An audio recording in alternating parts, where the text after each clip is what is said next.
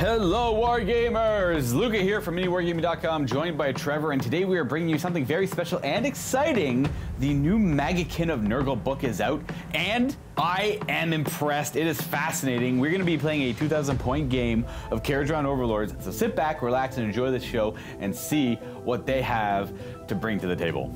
And paired with this battle report in the MiniWarGaming Vault, if you want a little bit more insight into the Maggotkin of Nurgle Battletome, well, look no further than clicking the link down below if you're not already a Vault member and getting yourself a 7-day free trial to the Vault, where you'll have access to this review as well as all of our other Vault content, including many Age of Sigmar battle reports to go along with it.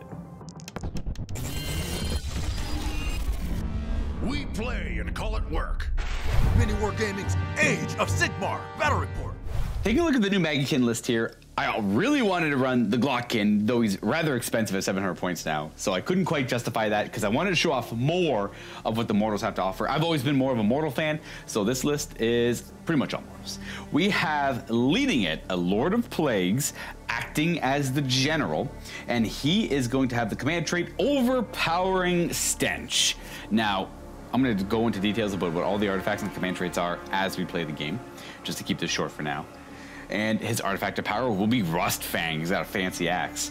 Now, leading with him, we have a sorcerer, Rotbringer sorcerer. He's still using the old model, though. We don't have the new one painted.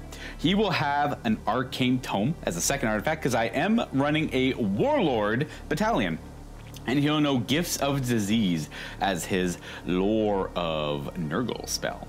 And we are bringing Blobrotspawn. So that is our big old Maggoth Lord, getting to use them nowadays because they look a lot better on paper, or at least good enough to run and have some fun with. He will know Cloying Quagmire.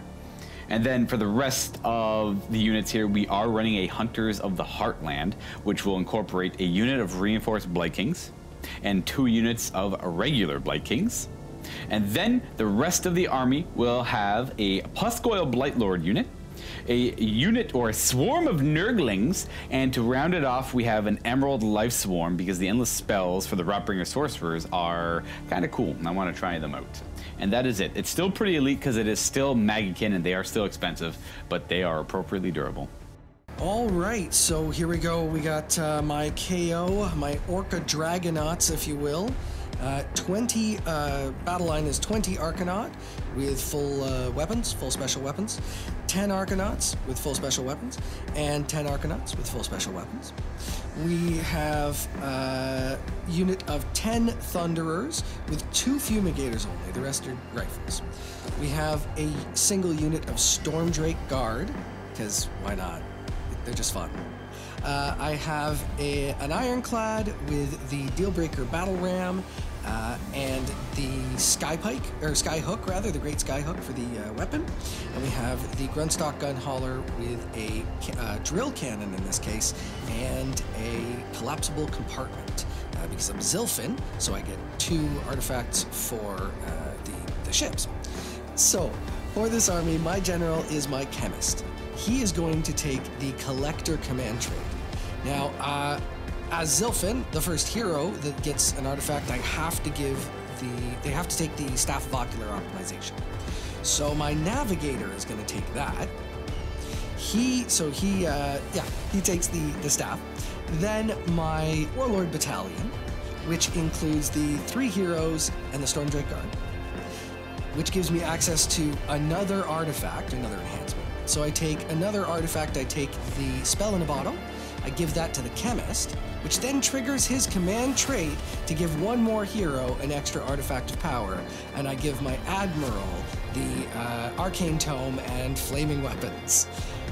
So that's my 5 oh, and also, of course, in the Spell in a Bottle that the Chemist has is the Warp Lightning Vortex. So 5 enhancements and an endless spell, plus a Dwarven Wizard working with orcs. Bring on the grudges.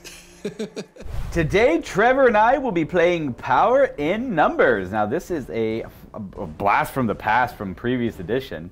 This is just rewritten name, though. It's from the General's Handbook 2021, so that is our current General's Handbook. Though I guess if you're watching this months in the future, that might not be true anymore. Who knows? Now, we have 6 objectives in this scenario. They are evenly spaced out, 1 in each table quarter. in the middle, and then one directly in the half of the table, right in between each player's territory. Now, none of these are prime. One of these will be removed on the 3rd turn, which throws in a wild twist on how the core battle plan works. Now, the main special rule here is the backbone of success. If there are any battle line units within 6 of an objective, then only models from battle line units can contest that objective. So if either player has battle line units there, that is all that will matter. It is similar to objectives secured in 40k, but a superior version of it, where again, only battle line units count. Now, luckily we both have pretty hefty amounts of battle line units, so it will ideally work out for both of us. Scoring, on the other hand, is a little different. Now, you will still gain 2 points per turn for your battle tactic, and 3 at the end for your grand strategy, though the twist here is, and it is a big twist, starting from the 2nd battle round, at the end of each player turn, they could choose to destroy 1 or more of the objectives that they control. And they're going to gain victory points as follows, only when those objectives are destroyed. It doesn't care if you control objectives or more than your opponent at all. It only cares about destroying them. So you'll gain a victory point if you gain control of that objective that turn. If you control the objective on your previous turn, and then this turn as well, you'll gain 2. If you control the objective for essentially 3 of your player turns in a row, you will gain 3 victory points. Or sorry, 4. And then if you control the objective from the start of the game, and then you burn it at the end of the last battle round, or player turn, which will be the 5th one, you'll gain 8 victory points. That is it. And on top of all of that, you might think you have a secure objective, and then you roll for priority on the 3rd turn, and whoever goes second can burn that and deny you all of those victory points. That is wild. This is a Dawn of War style deployment. We are 22 inches apart as we are playing with the recommended minimum table size. This is going to be wild. Here is a closer look at the table that Trevor and I will be doing battle on. It's very serene, peaceful. It's a nice little estate, and we're just here to mess it up, I guess. We're in the realm of Gur, as you know. I feel like I've been fighting your Kharadron Overlords in the realm of Gur for years now. Yeah. I think that, literally. Because back when, in 2nd edition, when they came out with the realm rules, we always had the monsters on the table. I miss those monsters. They got you every time, buddy. They did. They immediately, too. They would just, like, immediately come back at me. I know. It was right away. We set up the monsters, put 2 monsters on the table, and, oh, it looks like the monsters are on my side right away. Yeah. It was never a fair fight. It's fine. But it was always funny. And those when Kharadron were kind of suspiciously bad, too. Yeah. I missed the window where they were really, really good. So it's fine. I play for fun, and that's the most important thing. That's fair. That's fair. So what we have here is a mat from Game Mat. I just love the nice little dirt road. And then we have a lot of green leaf terrain and foreground for the trees. And then Games Workshop kits for the, foreground trees here, but like Games Workshop kits for the footprints there to provide like a wildwood effect to hide certain units, and if that does come up, of course. And we have just the objectives and all that stuff laid out here for you guys. Now we're going to go ahead and roll off, pick our sides, start deploying, and we'll get to this game. So Trevor and I are going to roll off to pick sides, so I'm going to go, whoa, I can't. I got 5, and Trevor got 6. All right, cool. So Trevor gets to pick first. Yeah. Sorry, you guys can't see that, eh? There it is. Well, here we are, all deployed. Now, I picked this side, or Trevor wanted me to be the attacker, and I chose this side, and I deployed accordingly. So I have my poor little Rotbringer Sorcerer. He's supposed to be on a bigger base than this, so I'm going to try and treat him as that. This is just an older model. So he's hanging out here on his own, not really getting the cover. This guy keeps falling off, but he's in there too. And then we have our reinforced unit of Blight Kings in the middle. We have our Lord of Plagues. And they're I had to actually deploy them further up, and I did have them in cover, but then I realized, oh, I deployed them with the line. So I brought them all back. They're in my territory now, at least. They are in cover in there. And then we have 5 Blight Kings in the woods for cover, and we have 5 Blight Kings hiding out in cover over here. We have Blow-Up over here, hanging out, our sorcerer. We put our tree here. It has to be more than 3 away from other terrain and objectives. And then we have our Puscoil Blight Lords. Now our Nurglings are hiding in an infestation somewhere. They had to show up in my first movement phase, outside of my territory, more than 9 inches away from an enemy, and within 3 inches of a terrain piece. The addition to the Nurglings of the list is it's a quick, effective way to ensure I get a Maggotkin of Nurgle unit in the enemy territory, maybe, which would give me corruption points and allow me to summon more demons. So I get 3 for my territory, and then 3 for your territory, and then I gain some additional ones for the trees if there's nothing nearby them. Perfect. That's smart. There's a lot of changes here. For anyone who's not going to check out the review, I'll go over trees don't let you run it. Pretty much any movement ability that Maggotkin had before that really made them, like these guys double moving, these guys +1 to run and charge, this thing allowing Nurgle units to run and charge, the bell on the Great Unclean One, that's all gone. That does not exist anymore. I agree too. I know there's some people who probably will not like to hear that. Your army is very slow, but your army is very durable. I always thought it was wrong thematically anyways. Yes. I didn't enjoy it too much. There's way too many ways for the army to manipulate movement. The Dolorous Toxin was or the Toxin was +1 to run and charge, and then you could automatically make them run super far, charge if this thing was nearby. You used to be able to have Marauders that could automatically run 6 and then charge near this thing on 2d6, they're swapping the lowest to the highest, I believe. So they're getting like these ludicrously high charges on turn 1. Now I'm gonna go into deeper into the review about what interacts well with what and how things have changed. But for the most part, the army is slow now, and that's like I think the main thing to cover just at this point. And I'm also playing the Blessed Sons, which when they die, they explode the mortal stuff against enemies within 1 inch and infect them, on top of all the other ways to infect enemies. I just felt like going Blessed Sons because it was kind of basic and it was kind of made sense for the build I was going for, I suppose. I wanted to go all mortals and the other ones didn't really quite fit the boat for what I had in my list. Now, saying that, I do want to go over my command tree because this is a big deal and Trevor should, I have yet to tell Trevor what it does. So Sneaky. It is, I believe it's called Overwhelming Stench. This one is pretty powerful. Enemy unit, I think this is really good. There's a couple, oh, there he goes. There's a couple other ones I wanted to go for, but this one here was pretty easy to remember and immediately effective. So enemy units within 7 inches of him cannot give out orders, nor can any enemy units within 7 of him receive orders. So no orders at all within 7 inches of him, which is, I think, very powerful. The one clear distinction on it is it's enemy units within 7 cannot issue commands, but enemy units wholly within 7, that's something to watch out for, cannot receive commands. So he's got to be a little bit closer for that second clause of it. And his Rustfang, I pick an enemy hero, and it's once per game. He kind of attacks them with the axe, and it permanently reduces their saving throw for the rest of the game. By one.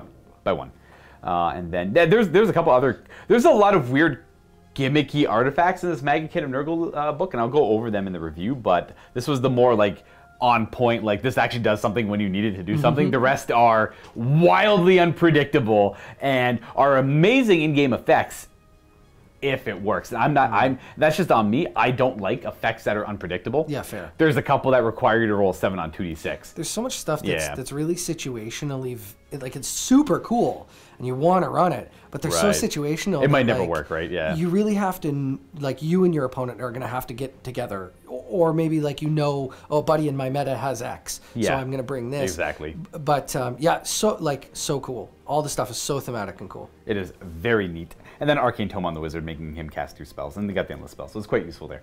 And for the Arcanaut deployment, sorry, I rambled a little bit there. We have 20 in the woods. We have the Ironclad loaded up with as much as it possibly can. So it moves a little bit less, and it can't do the fly high ability currently. First turn, yeah. We have a Gun Hauler, and we have 2 Storm Drakes, and the Arcanauts over there. And then nothing in reserve, right? You don't really... Correct, nothing in reserve. I'll tell you what heroes are in which, though. I have the Navigator and the Admiral in the Gun Hauler. Okay. And I have the Chemist and 10 Thunders and 10 Arcanauts in the also 21 models on it. Yeah, 21. So it could still technically take, I think, like 5 more or something like that. But it has, like, it's slower. It's a little bit heavier. Yeah, it shuts off after 11 or 16. Gotcha. One of those two. Okay. Well, it is what it is. I did finish deploying first, so I get to dictate who goes first. Now, because of the Warp Lightning Storm, I am a little afraid of going second, but he won't be able to fly high in Warp Lightning Storm in turn 1. So I think I'm going to opt to go second here, and then just see where everything kind of ends up and play based off of that. Oh, sorry. I'm going to go second no matter what, but I have to roll. We still have the Cycle of Corruption, that wheel. Yes, yeah. I'm supposed to roll this first. It's a 4. I'm going to go second no matter what this is. We have the Plague of Misery. These all got changed, so it's the same mechanic, but they all feel fun. And I can't imagine I'd land on any of these and be disappointed. Though, like this one here, I'd rather this on turn 3, but this is out of my control. And there's not really a lot of options to rearrange this. There's like one command trait, and there's no spell anymore. At least, now, if I'm dumb and didn't notice it, because I have only had the book for a small period of time, then that's my bad. But as far as I can tell, I only found one command trait that augments this Cycle of Corruption.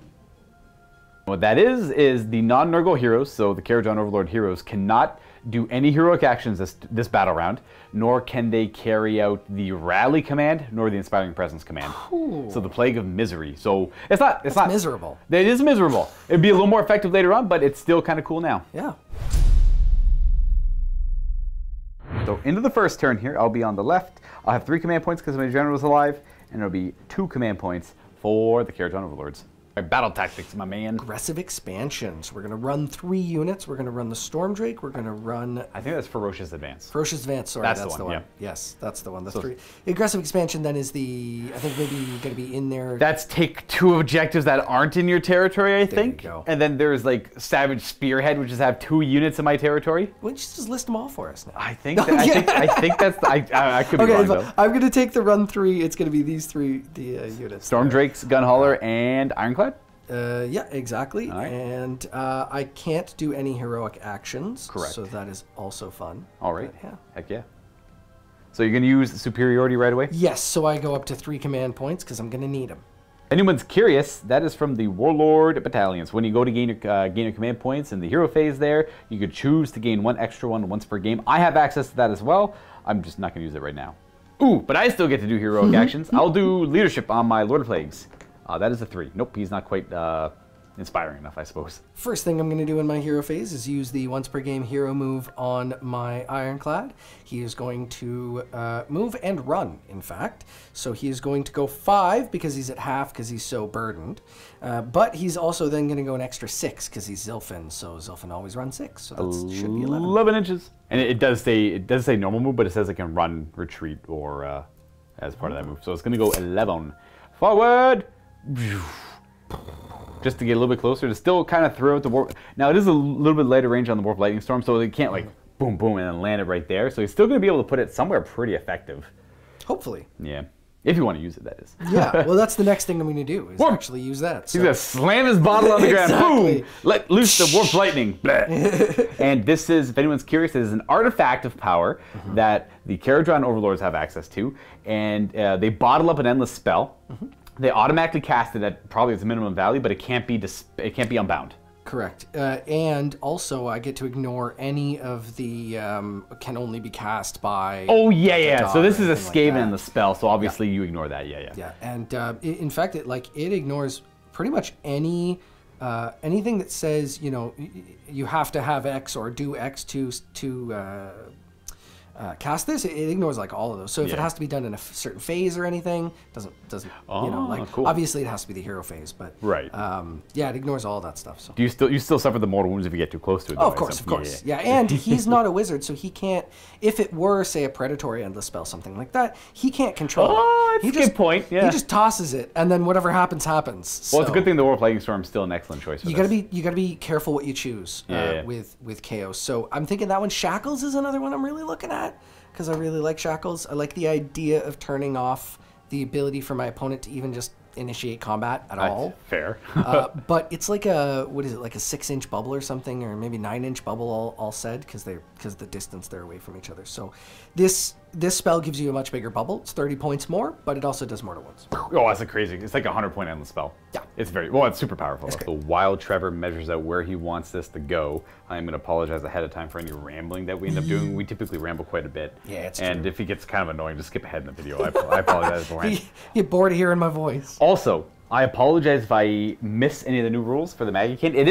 I'm going to try my best to remember it. It should be pretty basic, and I just haven't had the book for a long time, so I apologize beforehand. But we're going to try and show up everything we can. Zap! So the first one, set up, this used to be a wildly overpowered, you might consider this spell overpowered now. This thing used to have a range of like 26 inches or something ridiculous. So you could like turn one, boop, across the table as Skaven. This was before they got the spell in the bottle. This was before they got the new Battletome. So now it's like half range. So the first one's set up wholly within 13, and then it makes an equilateral triangle. This one's just on the level below. It's just, it'd be harder to see for the camera. So like you guys get the idea. It's triangulating there. And then it will start dealing out some mortal wounds.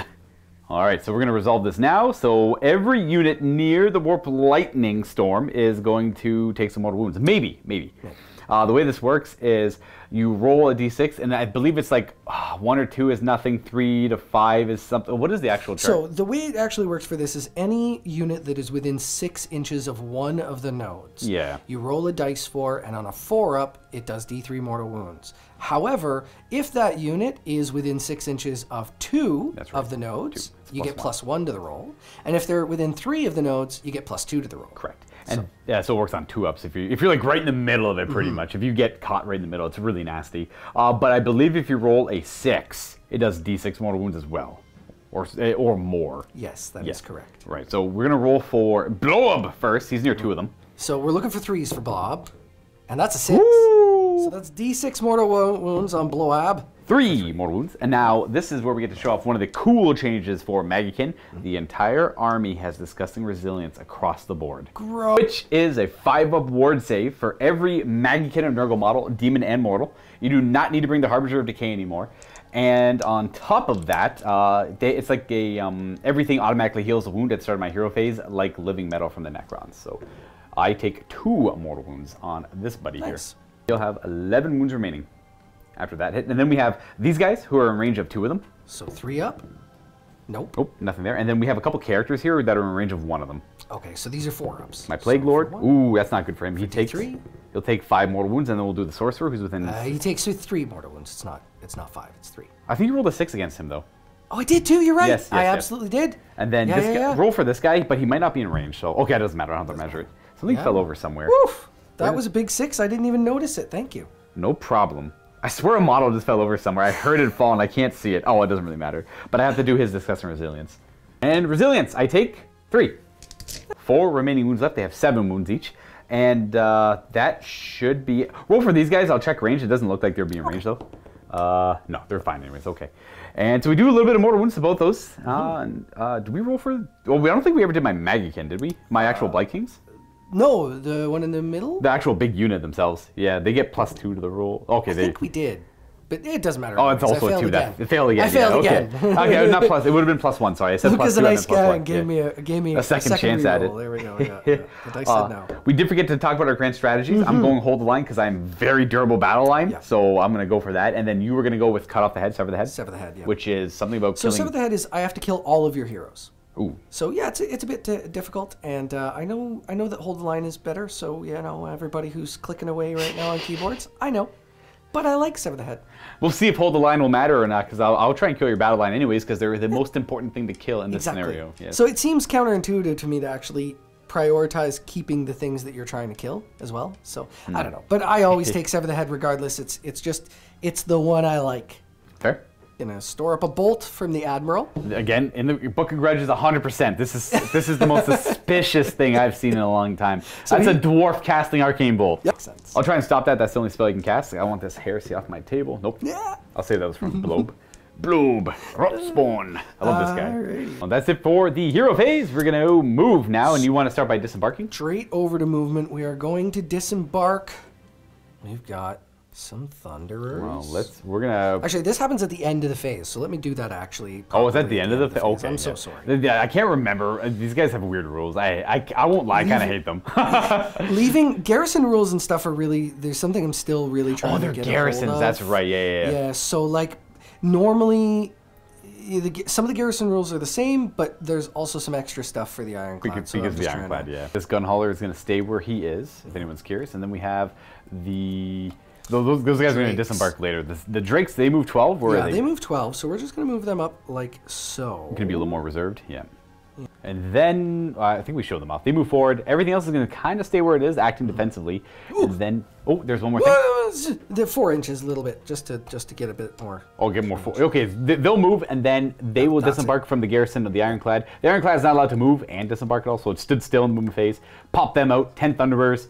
And we are ready to move on to the most important phase for the Kharadron Overlords, the shooting phase.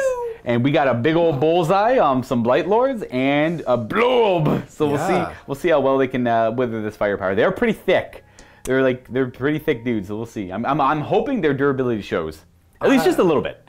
I'm just hoping that the KO can actually hit the broadside of a barn today. Ah, fair. We're gonna start this show off with the Thunderers cracking shots into the Puscoil Blight Lords. Yes, indeed into them. And then it should be 18 shots because I think the one guy in there has like a better version of the gun. Two more shots so with the it. sergeant gets the double-barreled rifle basically, and it's Right. double shots. Everybody else is taking 2 shots. There are 2 fumigators in there. They're too far away to take their shots. I am going to, if I can, and remind me. You're gonna have to remind me if your ability or turned this off. Can he give all at defense? Can I have an admiral give them all at defense? You can do any order of them. You just can't at this point. You can't inspire all them. out attack rather. You can all out attack. Yeah. Perfect. We're gonna all out attack them because why not? I will all out defense my Blight Lords. So we'll both go down to command point. 2 to 2. I mean, all right, hitting on 3s. Because of the +1, and I have Rolling ones. no negatives, and the 1s are because I fly. Is this sky vessels or is it everything? No, you're right. So the yeah, no, it's fine. We're hitting on 2s rather. Oh, that's right, because they hit on 3s normally. Yeah, all at attack, hitting on 3s normally, going to 2s now. Gotcha, and then 3 Yeah, misses. that's what it was. For some reason, my brain said it's re-rolling 1s, but it's not. It's the old second It's edition the one, other yeah. Yeah, exactly. So all those hit. We're looking for 4s to wound here. Come on, let's see some cats. You want 6s specifically for a reason? You just like to see them, eh? Okay. I just like the cats. Gonna rend through their armor a little bit. They're 4 up, +1, 3 up, back down to a 4 up. I will pass 3 out of the 6, so it's perfectly average, and then that's it for their attack. So resilience. I take 2 damage. 6 wounds left on this one. On to the Ironclad, firing at what targets? So we're going to fire onto the Puscoil Blight Lords again. We are going to use the Ironclad's going to use its Great Skyhook and its torpedoes. Unfortunately, is out of range for carbines. Okay.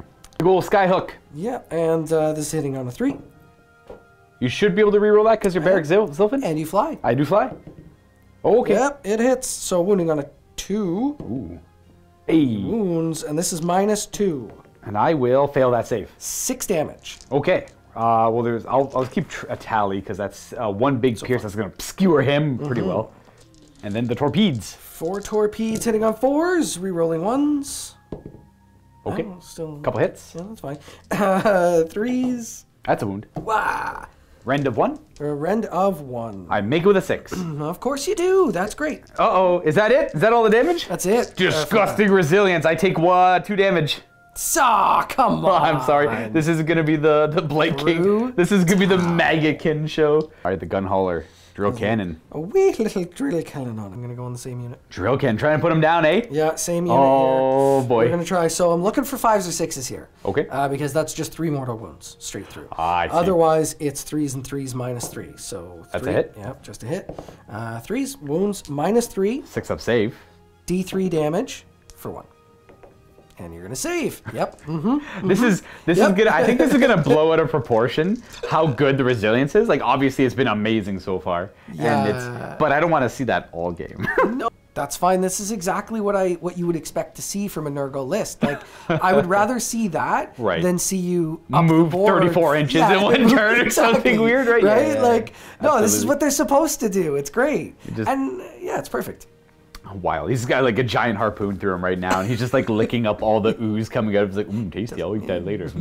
Good. Then we have a single light skyhook in range from the Arcanaut company that are still in the Ironclad, and I assume we're gonna fire that right over here at these Blight Lords. I mean, I might as well just carry on with the plan. You're committed. I like it. I am. So there we go. We got a 5 to hit. We're Ooh, good. that's a hit. And a wound. That's a wound. Yeah. I believe it's Rend 2. I believe so. I fail. D3. D3 damage. That's going to be 2. 2. Disgusting resilience. I take 1. He's got 3 remaining wounds. And that, he's still kicking. All right, couple of corrections here to note that we just realized now. I do apologize. We took a break to go grab some food before the shooting phase.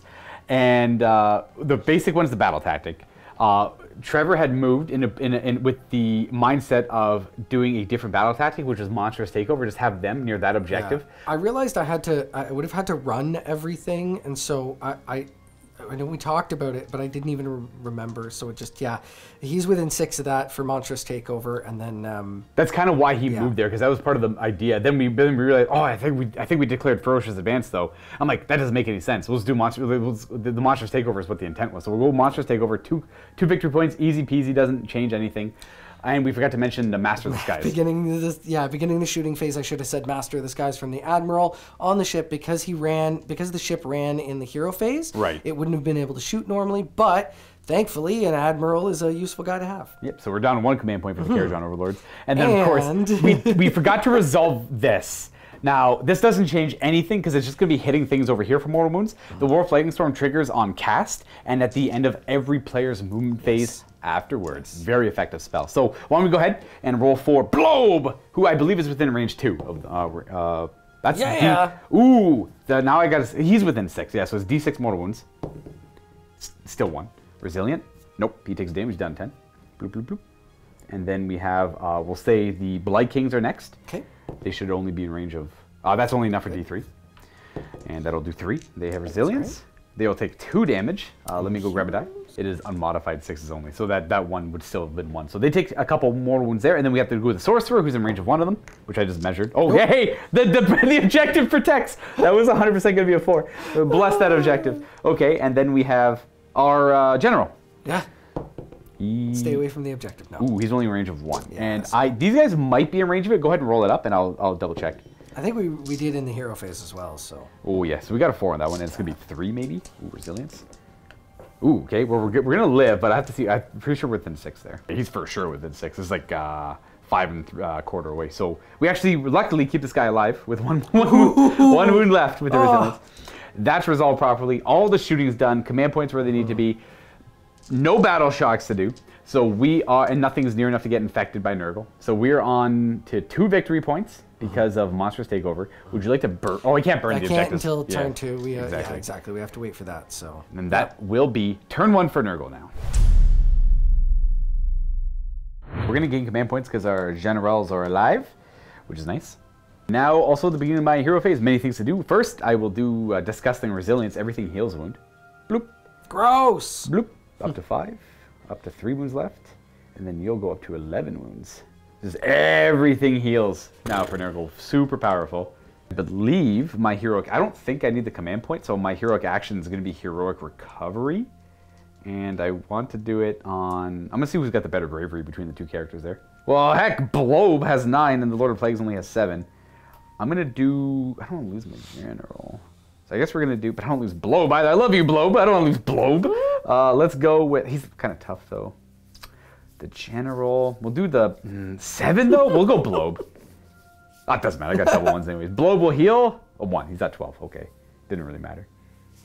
And then no heroic actions for the Kharadron Overlords because they are still under the effect of the misery. And now I have to choose a battle tactic.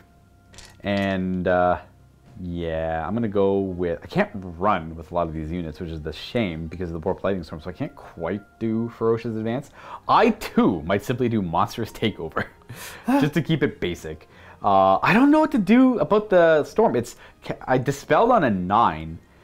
But it's such a big hindrance to the Maggotkin because he can't run. And they only move 4. Musician now simply, it's the demonic instrument equivalent. So enemies within range of it must reroll battle shock checks of 1, which is fine. That's cool. I'm going to try, because he can cast an additional spell. I think I'm going to try to unbind this turn because I don't think I'm going to have any other spells cast with him right now. His built-in spell is short range. Stream of Corruption, and then the spell I gave him is 21-inch range, but I don't have any visibility where I am, so I'm not going to be casting that either. So I have like a Mystic Shield or something, and then he'll move sort of actually probably the Swarm. But we're going to try to, at the beginning of the hero phase, dispel this endless spell. Come on, boxcars. That's a 6. That's not good enough. The Storm lingers. Okay, well, we are going to go on to regular casting now, and we're going to start with the Sorcerer, who only has 1 cast now. He's going to throw out the Emerald Life Swarm. 7. It definitely goes off. So you're going to unbind with whom? I'm going to unbind with the Navigator. All right. I don't believe he gets any bonuses to this, so it's just straight up roll. Ah, you stop it. All right. Okay, well, I'll show off that rule later on. Then he has a rule where they actually corrupt endless spells they summon. Oh, that's cool. And they essentially get the Maggotkin of Nurgle keyword, where it's the endless spell also spreads the Nurgle infection everywhere. No But way. you stopped it, man! Well, you could try it later, no? I will try it later. Yeah. I will absolutely try it later. This turn. Blobe. Glorious, lovely Blobe. I think you're just going to Mystic Shield yourself, or attempt to. Oh, that's a 4. Okay, well, that should be it for the hero phase. I healed everything. I'm just going to double check stuff. Oh, I did forget about the corruption points. How could I forget about corruption points? That mechanic works. Goodbye, die. That mechanic works almost identical. So I get 3 corruption points if I have Maggotkin of Nurgle units wholly or in my territory, wholly within my territory. I would have 3 points if I had any in Trevor's territory. In this case, I do not, but that's what the Nurglings are for later. And I would get 1 for every Gnarlmaw that has no enemy units within 3 of it. Now, that is changed from D3, so these only ever give 1 now. So I'm going to gain, but you still have the bonus 1 if there are no enemy units in those territories. So I get 4 for my territory because there's no Kharadron Overlord units over here, none for Trevor's, and 1 for the tree. And that's at the beginning of the hero phase. So I missed it by a little bit, but it doesn't actually change anything. We get 5 corruption points. They also, in addition to kind of hitting the speed of the Nurgle, they hindered the summoning as well. Because the trees cost more to summon, and they no longer give D3, so you can't get a double tree on turn 1.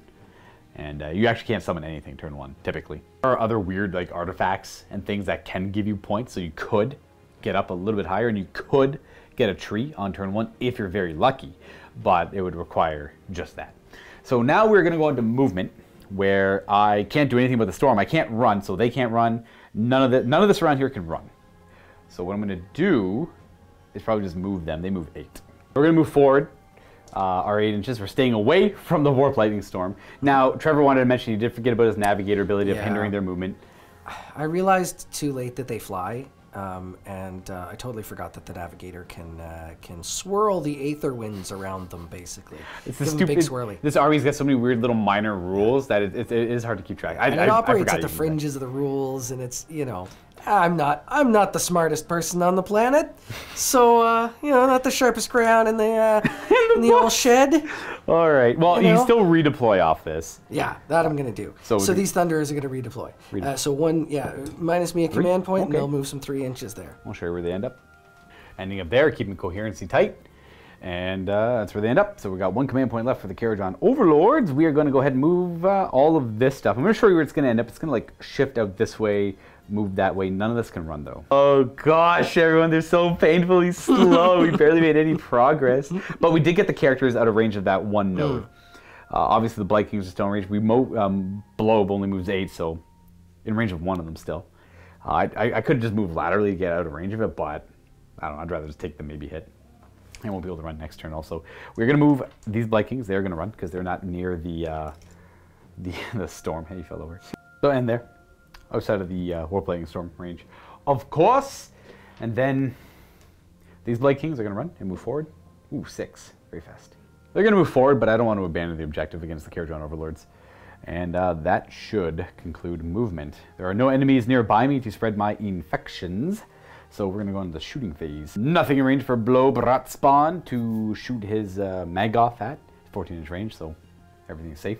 And we are going to probably take mortal wounds from the spell before I go any further. We're going to remember that. Why don't you go ahead and roll for Blobe? All right, for Blobe.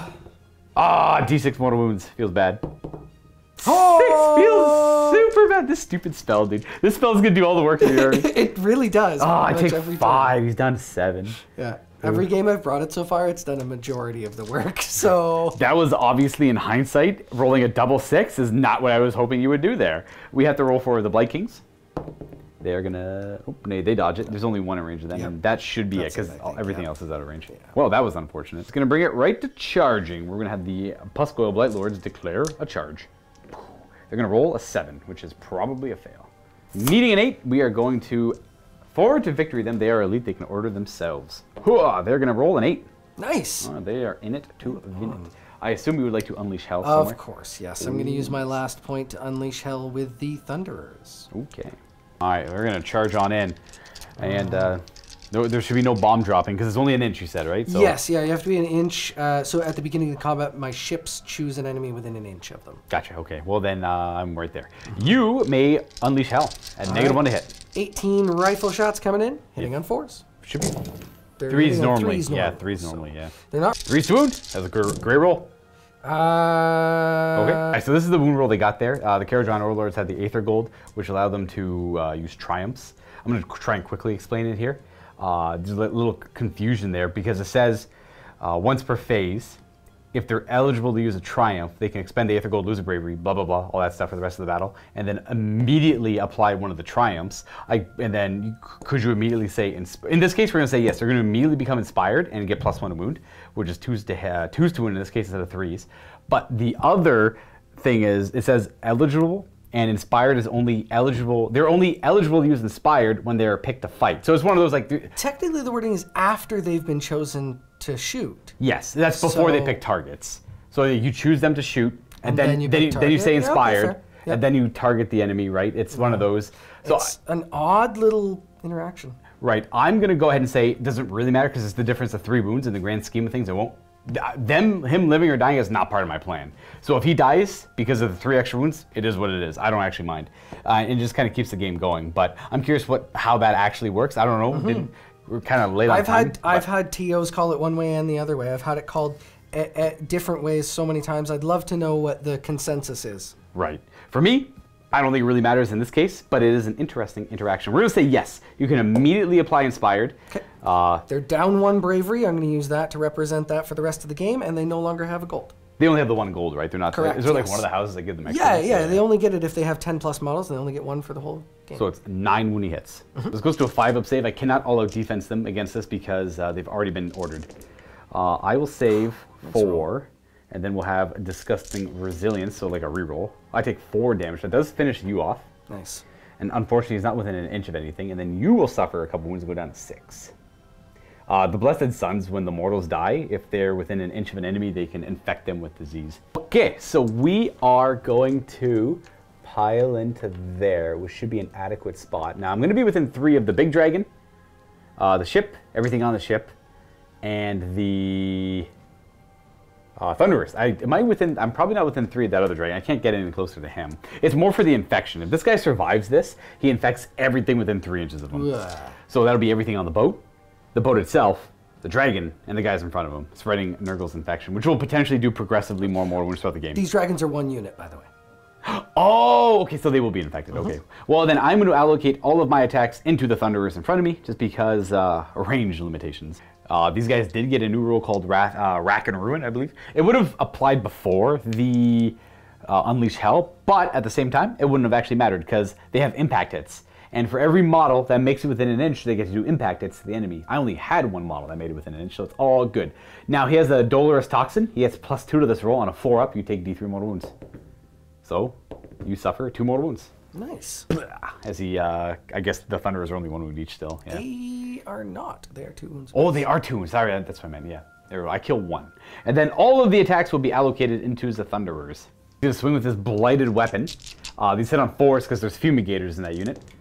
I hit you 3 times, but I have an unmodified 6. They immediately get infected for every 6 I roll. So they have 1 infection counter on them, and I'll explain the mechanics of this in a moment here. These are 3s to wound. 3 wounding hits with a rend of 1. The little yellow die, all the little yellow dice are going to be infections. Put it back here on top of their little... This is the downside to this disease rule. It's going to require a lot of counters.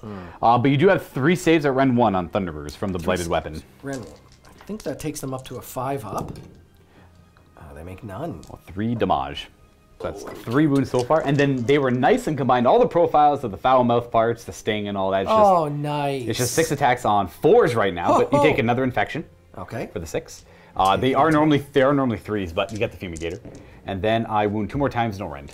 No rend. Okay, 4-ups. So I deal no more damage. Okay. And then he's done attacking. Your pick. Trevor piles in to make some room for stuff to get in, obviously. Yeah. And we're going to auto defense against this attack. They are elite. They can order themselves. We'll go down to 1. 4s and 4s. These are gun butts. Gun butts. Wow. And 1 more.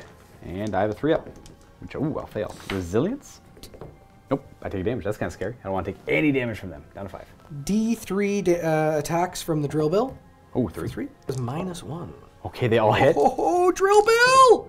And 2 wounds, -1. I pass both saves. Nice, good job. You can keep going with everything else. Yeah. Now we have room to get the Dragon Rider in there, within the 1 inch to attack with whatever 1 inch reach weapons he has in addition to his other attacks. And here's hoping if my Blight Lord survives, I'll spread infection to many enemies. 6 attacks with the Drake. This is with the Drake Rider's Warblade is the exact thing. So it's 6 attacks, 3s. So swiping in. That's okay, you can keep that one. Okay, Just one miss. cool. Thank you. And threes again. Oof. Yeah. Round one. -1. I pass. Ooh, only one. How much damage? 1 damage piece. Okay. Oh, I guess 6 attacks makes sense. I take 1. Oh, you bum. We got 4 left, and then the actual Drake itself. Yes. So now the mount, which I figure that's the goring bits and the propellers. Yeah. So the threes. Okay, threes again. I like your dice. Oh, they're not liking me right now. And these are -2, 2 damage piece. I passed. None of them. 2 damage piece. Damn. And I live. Oh. I've got 1 wound left. Okay. All right. The boat's gonna go next. Yeah, the boat's turn. So it's gonna squish in, just like so. Ready for the wet noodle slap fest here of KO melee attacks. These are 4s and 4s. So 1 at no ren. Oh, damn it! Stupid. Oh, he dies! He died to the boat attacks. The steam he vents. took a little bit too much more. Yeah! He took more damage than I hoped. Now, he's a blessed son, so he's going to put his infection on the Storm Drake Riders. So I pick an enemy within an inch. I roll 1 die for each of my wound characteristics, so I roll 8 dice. For every 6, you take an infection. So he's infected. Ooh, okay, I'm going to need another little pustule dice. Oh, he's dead, though. Boy. And that will bring to the end of the combat phase. Unfortunately, I took a little bit too much damage on the charge in. So I would have been able to spread the infection further to all of them by 1 level and everything on the boat. But you were able to take it out before it got to you, which is very critical there. So my plan kind of failed. But it's rolled pretty poorly. Hey, I mean, the cool thing about this and what's neat about the way that the Nurgle work now is that even though you really didn't win this interaction, I mean, you've done some stuff. Yeah, they're permanently infected now unless you heal them. I have to really work hard to get rid of that. Like, it's not a nothing. Yeah. You're still gaining some value from that, and to see that mechanically worked into them is really, really cool. I got to roll for diseases. So start of the battle shock phase, because we have nothing else to do. I'm going to roll for the Drakes, I guess, first. They only have 1 infection on them, so 1 disease on them. So I roll only 1 die, and on a 4-up, they take a mortal wound. They do not. Nice. And then I will roll for the Thunderers. They have 2 infection. I will roll 2 dice. Unfortunately, not really show off the mechanic too much there. But now we do battle shock rolls. So their bravery is lowered by 1 because they ate their gold. Right. So they're down to a 7 bravery, I believe. And they lost a couple models. Down to 6. 6 bravery. They lost 2 models. However, they are going to get to re-roll this because they have an honor bearer, which is this dude here. Okay. So I'm not going to re-roll that. That's I'm going to keep that. And now all of the infectious levels are reduced to 1. Okay, so this guy goes down to 1. Right. So the idea is once you're infected by Nurgle, you keep it permanently, and as you bring that infection closer to Nurgle again, you start ramping it back up. So cool. It is cool. You can get rid of it by healing, and we'll explain that later if it comes up. But that is the end of my turn. Scoring, I get Monstrous Takeover, and that is it. We're going to go on the second battle round. Priority roll-off time. Oh, you win time. I got 1. All right. Oh, boy. 3. I assume you would like to keep the priority. I'm going to have a little quick think about it. Okay. Plan is? I'm going to take it. All right, so it's going to be Kharadron Overlord's turn 2, and our corruption track will go up to the 5th one, which is Nauseous Revulsion. -1 for all charge rolls for enemy units that do not have the Nurgle keyword. And the second part is the more important one. No piling into Nurgle stuff. This is currently where we're at, and heroic actions are able to be done by the Kharadron Overlords yet again. In hero phase, what's the plan? So I'm going to take aggressive expansion. I have to nominate 2 different objectives. We're going to nominate this one and that one. I believe those ones have to be not in your territory at all. It's not wholly within your territory. It is not wholly within, so the partial ones count. That's cool. So I'm going to use this partial one and that one over there. We're going to go for this one too, eh? Ooh, okay. That's my intentions. So on the chemist, who's on the boat. Leadership? You just roll 4 up and then pick whoever gets it. Doesn't really matter. Okay. Who is getting that? Let's do the chemist. Okay. My heroic action will be recovery on Blobe. He's good. He's going to heal. 2. He's back up to 9. Nice. All right. And then also I'm going to use my wizard here because you don't cast any spells. I'm going to try to unbind. I do cast. I'm going to be casting flaming weapons from this. Oh, you have 1. Okay, well, I'll have the 1 unbind. Yeah, and his arcane bolt is gone. So I'll attempt to dispel from the sorcerer. Not quite. Stupid vortex here. This vortex is going to cost me the game. Flaming weapons! I'm going to try and flame up his weapon. So 11, not bad. I might as well try and stop it. Nope. Oh, yeah. Halfway there. All right, we're going to do a move with the Drakes in the hero phase. This once per game, they're able to do a move. Yeah, that's right now. It's called their Draconic Onslaught. I believe that. Or something Onslaught. So they're going to do a full 12-inch move, which they can actually get, like, right up to 3 inches off. Hello. And then, because they're within 12 inches of an enemy, they're going to get to roll a charge immediately. On a 2+. On a 2+. So it's like a weird. I don't understand why they have the weird. I don't. There's probably weird little interactions because they can get there in the hero phase. Then like a wizard could cast a spell on them if there's something around them. That'd be kind of a cool interaction. But otherwise, I don't see the purpose of needing to, because they can still move afterwards. Yeah. Yeah, like exactly. So and then I don't still know. declare a charge, but. And they don't have impact on charge. Oh, well. Like if they did mortal wounds on the charge, then I could maybe see it. Hey, good enough. Good right? enough. They'll just go to the other side of the fence. Yeah, exactly. And they fly anyway, so they're just like. Right Hello, Drake Riders. Hello. This guy's just going to pull up to 3 as well. He's going to take a piece of the fence with him. Hello. Now we're swatched over to the immediate cool interaction I've seen here is I couldn't redeploy in the hero phase move and then got charged. Now I can't redeploy against that. That's kind of cool. I don't know if I would have, but I thought about it. That's probably the biggest thing is you cannot redeploy against their Draconic Onslaught because they come at you too fast, which is cool. And then, yeah, so he's done moving. We're going to figure out where the rest of the stuff is going to go. They're just coming right at me, guys. What up? We're going to fly high. Gunhauler's going to fly high, and it's going to come over here. Hello, Gunhauler. And it's just going to sit right about here. Hello. Flying high, more than an inch away from terrain, and more than 9 away from the Blight Kings.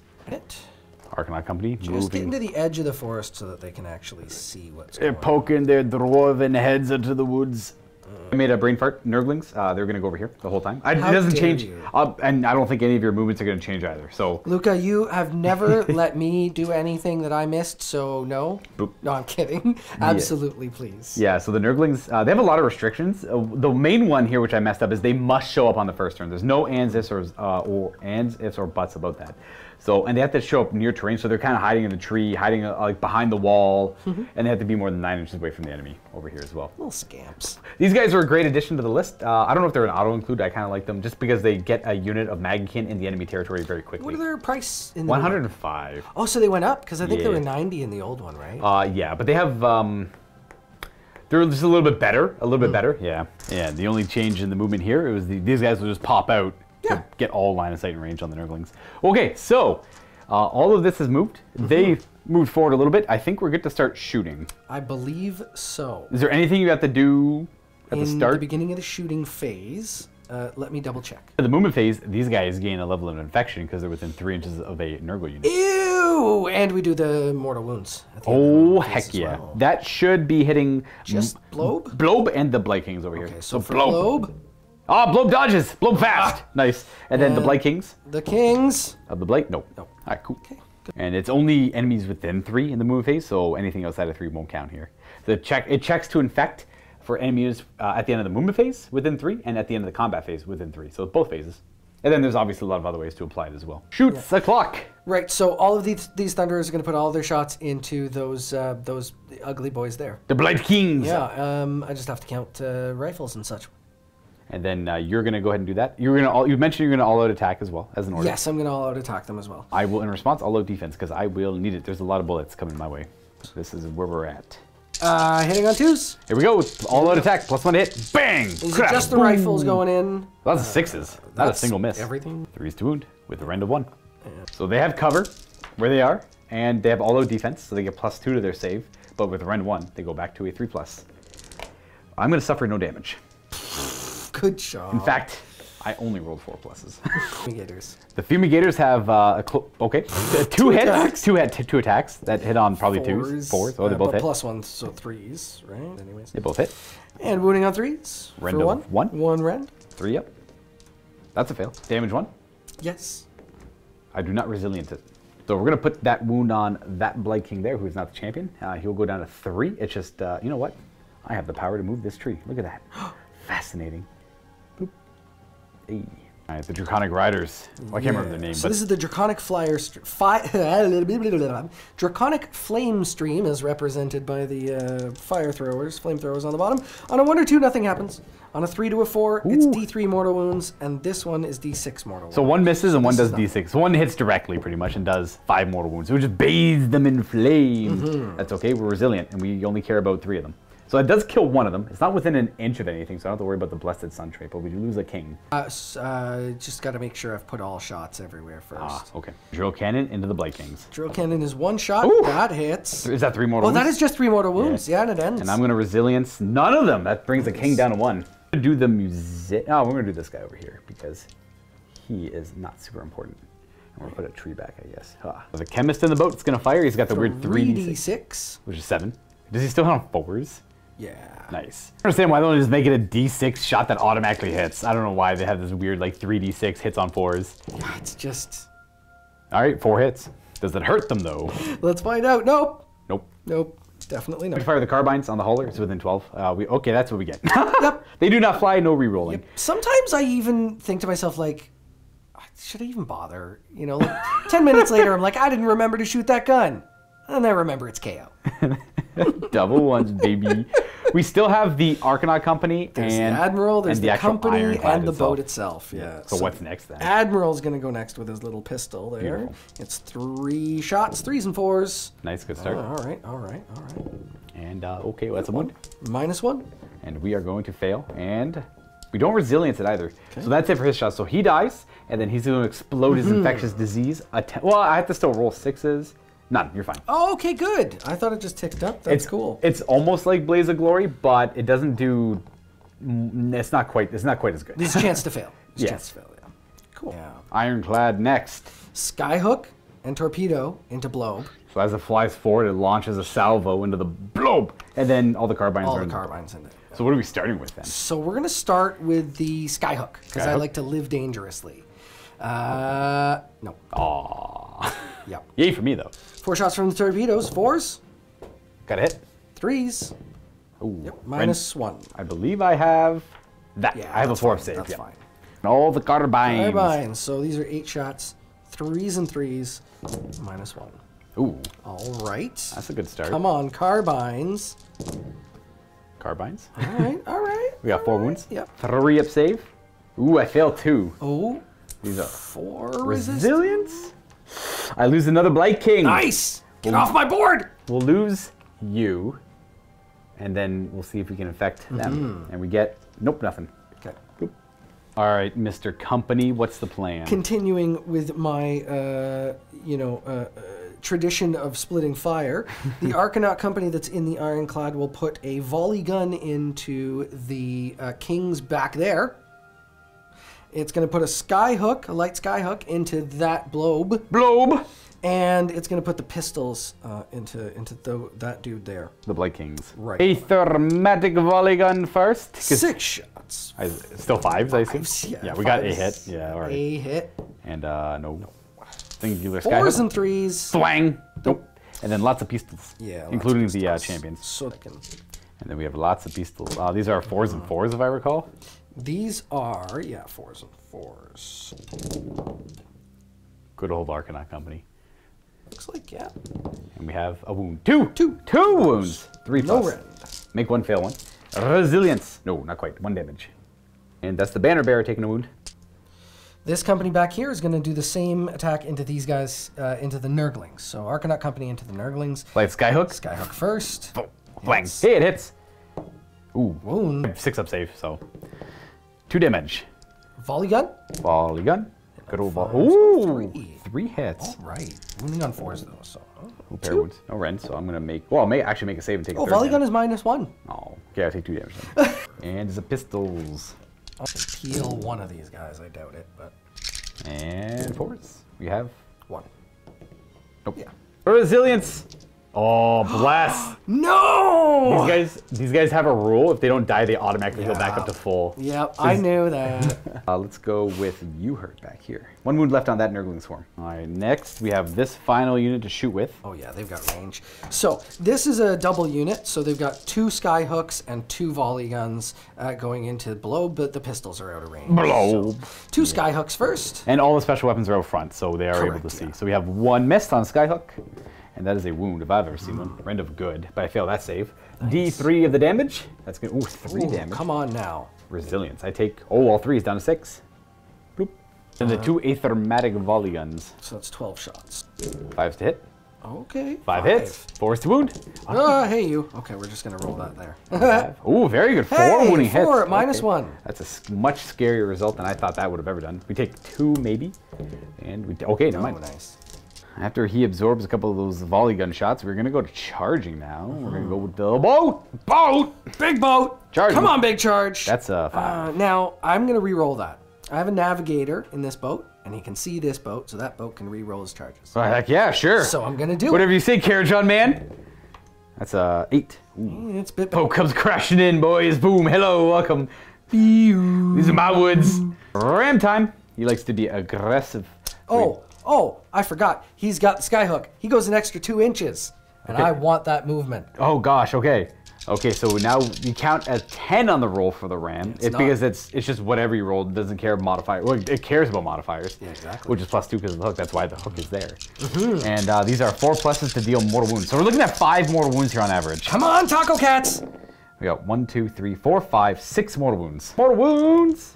We take 4. That is going to kill that guy off. And did I say 4? Yep. So he takes 3, and then 1 wound will go on the champion of the Blight Kings. He's going to die. The only thing within an inch is the ship or the crew inside. So there's 2 heroes and the Arcanaut Company in there. One of those heroes is my warlord. I'll just see if I get any. Okay, I'm not going to think about it. I don't have to worry about it. So he dies. It hasn't really worked yet, the Blessed Sun trait, but we'll get there. Got 4 wounds left because the champion trait is still the 5th wound. And then that's it for the charge there. Is there anything else you have to do? I don't think I want to charge anything else. I think everything else is just fine where it is. Fair. But when we tick over to combat, at the beginning of combat, I will drop bombs. Or is he an inch? He's too far away. He's too far away. Yeah, he was too far away. He was. No bombs. I get to dodge the bombs. He's about like an inch and a half or almost about an inch and a half away. Okay. You still pile in and fight with him, obviously, but... I cannot. How come?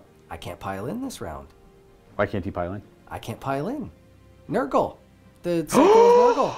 The Nurgle revulsion, Yeah, of course. I think he pulled out. I think I've only got the Drakes in. And it's only the one Drake, too, because I can't pile in. What a wild thing. That's cool. Like, technically, the Ironclad can still pile in, but it's not allowed to pile in closer to Nurgle units. So if you want to, like, bring him further in, you could, but you have to stay, like, at exactly an inch and a half away from the Nurgle unit. Sure. But then when you pile in, you have to pile into the nearest enemy, closest. or as close as to. Yeah. So it works both ways. So yeah. Okay, well, I'll take the extra movement on him for sure, because you know I'll take anything I can get. So the mounts have 3-inch range; they can attack the Blight King, but the rider only has 1-inch reach. So that one won't be attacking. That rider will be, and the 2 mounts will be attacking. I'm gonna all-out defense, of course. I'll go down to 1. Might as well keep claiming the cover and the all-out defense. You're gonna save the command point, just straight up attack with the rider. Straight up attack. So 3s. Well, it's a good start. Average hits. And 3s again. There's 3. The sword, so I have 3 up again because I have cover and all-out defense. Ooh, fail 1. Oh, I take 1 damage. You got 3 left. And the mounts compile together. All 8 attacks from the mounts. 3s. Okay, not bad. Good thing. There's only 1s that miss, so the 2s didn't matter there. And 3s. Ooh, 2 of them, eh? Rend of 2? Yeah, Rend 2, 2 damage piece. I fail 1. He's gonna live. Resilience? He's got 1 wound left. And he's a Hunter of the Heartland, if anyone's curious. He couldn't get stepped on. Have anything else? Oh, yes I do. Is there more? There's one more thing. One more thing. One more thing. What's his wound roll? What's his wound characteristic? Oh, he has the pickup. He's got 5. So if I roll him... Specifically him has 5. So if I roll a 6, I just kill him. You could, yes. Who? Ah! You have to roll equal to or higher than? Let me find out. Let me find out. Let me find out. I'm so excited. You have rolled equal to. I'm so excited. And also, do you have to roll for each of them or just one of them? Ooh. Ooh, I also forgot to resolve an ability on the... I might do 1 more mortal wound to them. Is it... Oh, hold on. Hold on. Hold on. There's more. Oh my goodness. We found another one. I think the unit's wound characteristic is technically 4. So the ruling on this is you take their unit after combat is resolved, and you pick an enemy unit within 1, and then you roll the die. If you roll greater than the unit's wound characteristic, 1 model in that unit is slain. You do not pick a model. So I'm the one who gets to choose the slain model. Sure, that's cool, but he's his unit's wound characteristic of 4, but he's the Blight Lord. His wound characteristic is 5. Normally I wouldn't care because you're probably Same. wondering, oh, whatever, he has the objective anyways. That one guy living or dying, it matters a little bit. But we're playing the power in numbers, which is battle line trump everything. I actually have a battle line on that still. Yeah. Nothing else matters. That means I control that. So like this. So this is so matters. Literally, that was the only numerical value on that die that mattered. Yep. Anything else wouldn't. 6, he's dead without a doubt. Yep. 1, 2, 3, 4 doesn't matter. He's fine. Yep. These edge case scenarios, and we find them. Luca, why do we find this stuff every time we play? Like the narrative of it, the narrative intent of the rule makes me think it wouldn't work, and Trevor agrees. Yeah. But the mechanical one of it leaves me questioning it. But Trevor wants to give it to me. I do. Yeah, you were really gracious and sportsmanlike for the Aether triumph. Gold. Yeah. And you know, I think I think it's meant that he doesn't, or that he lives here. I think that's the way. Like he's too heavy to pick up, or he's too thick to pick up. He himself specifically. It's Wound's characteristic, right? So it's because of this weird mechanic where in this unit, one guy actually has a different Wounds characteristic. Well, if he was a sole character in a unit, and he is now, he is the only member of that unit currently. And the thing that throws me off is says his Wounds characteristic is 5. It says this model's Wounds characteristic is 5. But not the unit. And but everything I don't else, know. and everything on the wording of the ability is using units characteristics. So, I mean, but I hate that like rules lawyery kind of. And I'm curious, like we're probably going to keep him alive, but I'm curious what your opinion is on it, because that's a massive impact on the game, because that's the difference of Trevor taking this objective for his battle tactic, and also burning it for the mission primary, or just controlling. 100%. No, 100%. I'm burning it. Yeah, so that was the plan. This is the difference of Trevor gaining or losing 3 points. That stupid roll of a 5. Exactly. 5. It could have been anything else, and it would have been clear cut. I don't care if he lives or dies, but I want to. I do care. I obviously want him to live, but my goodness. What are the odds of that? Okay, we're gonna keep him alive. Discuss below. Yeah. That unfortunately is a pretty big impact on the game.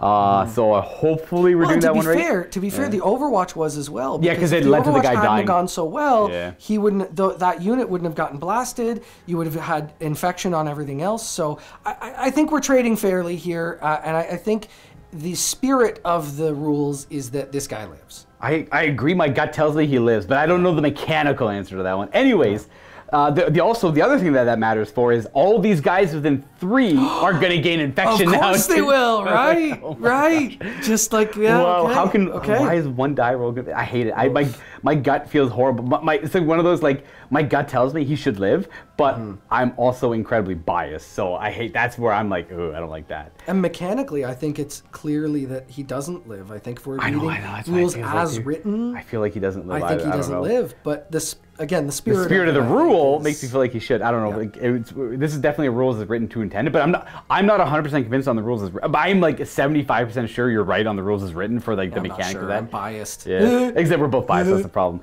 Anyways, we'll proceed, I suppose. And it's also already 8 o'clock at night. Yeah, I know. We've been discussing this one rule for 30 minutes. So hopefully most people just skipped ahead at this point. I want to mention, I did forget a rule earlier. I'm not going to worry about going back to it. Whenever a Blight King or a Blight Lord unit goes to attack, after all of their attacks are resolved, it's supposed to represent their mass pushing through the enemy units. If they're fighting a smaller unit of a wound characteristic of 3 or less, I roll a d6 for every model in the unit.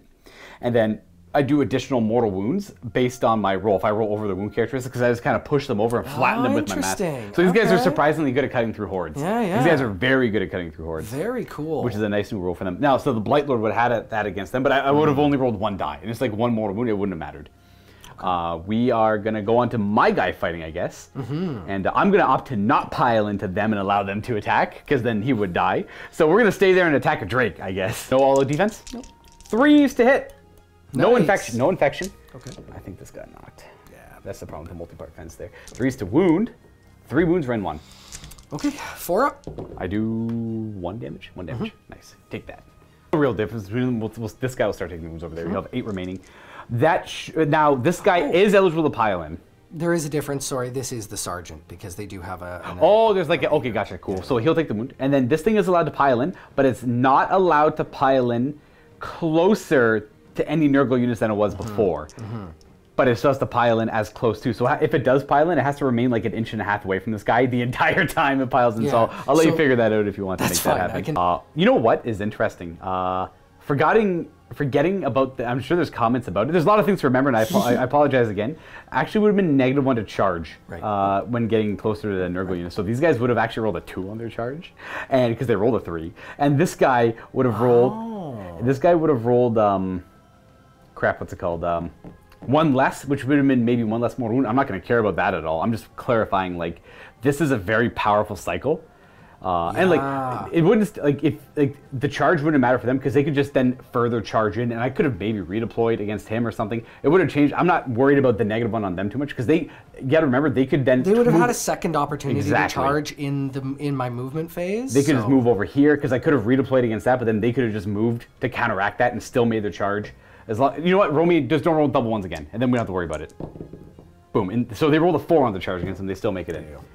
Where the heck did this come from? Oh, it's part of that. Oh, it's part of there. Yeah, it's part of this. Yeah, we had to make room for We're just moving stuff all over the place now. So that's wild. I think this is one of my favorite cycles. You can't pile in closer to Nurgle things and -1 to all charge rolls. Yeah. So you can't even fix your position when you're charging in. It was really tough. Yeah. It was really tough. I almost didn't get that boat on that position. Like, a bad roll would have really messed me.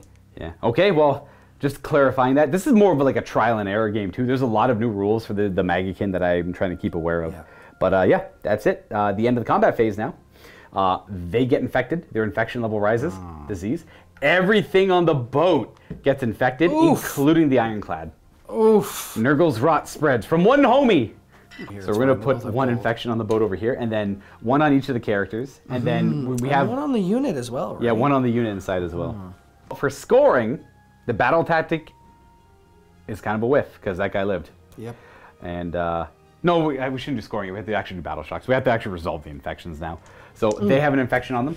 They're fine. There's 3 infections on the dragons. Right. 3 mortal wounds. Oh, ouch. Okay. And then we have 1 infection on the boat. It does take a damage. The Arcanaut Company are going to take a mortal wound. This is going to get disgustingly hard to keep track of. The Admiral is taking a mortal wound, and the Chemist is fine. So everyone took a mortal wound over there except for the Chemist. 1 dead Arcanaut. Yeah, so he's pushed over. Chemist is fine. Still infected. Our Admiral, all that. And then Battle Shock, he's going to inspire himself. Okay. For 1 of my command points, which I have none of now. And he'll stick around. And then we are going to, at the end of the Battle Shock phase, all infection levels are reduced to 1. So just the dragons go down to 1. Okay. And it's just, oh yeah, there it is, yeah. All right, well I'm laughing here off camera with the amount of bookkeeping this is. My brain is mush already, and I'm like, oh my gosh, what do I even do about this stuff? You're doing a great job, Luca. You're doing a great job. We're freaking trying here. Okay. Yeah, I'm sure I'm not helping any. So you unfortunately don't get any victory points. That's important. So you don't get the battle tactic. You can't burn that. And I assume you do not want to burn any of your objectives over there. No. Huh. So we are going to go on to turn 2 for Nurgle. I think. I think we're there. I think we're there.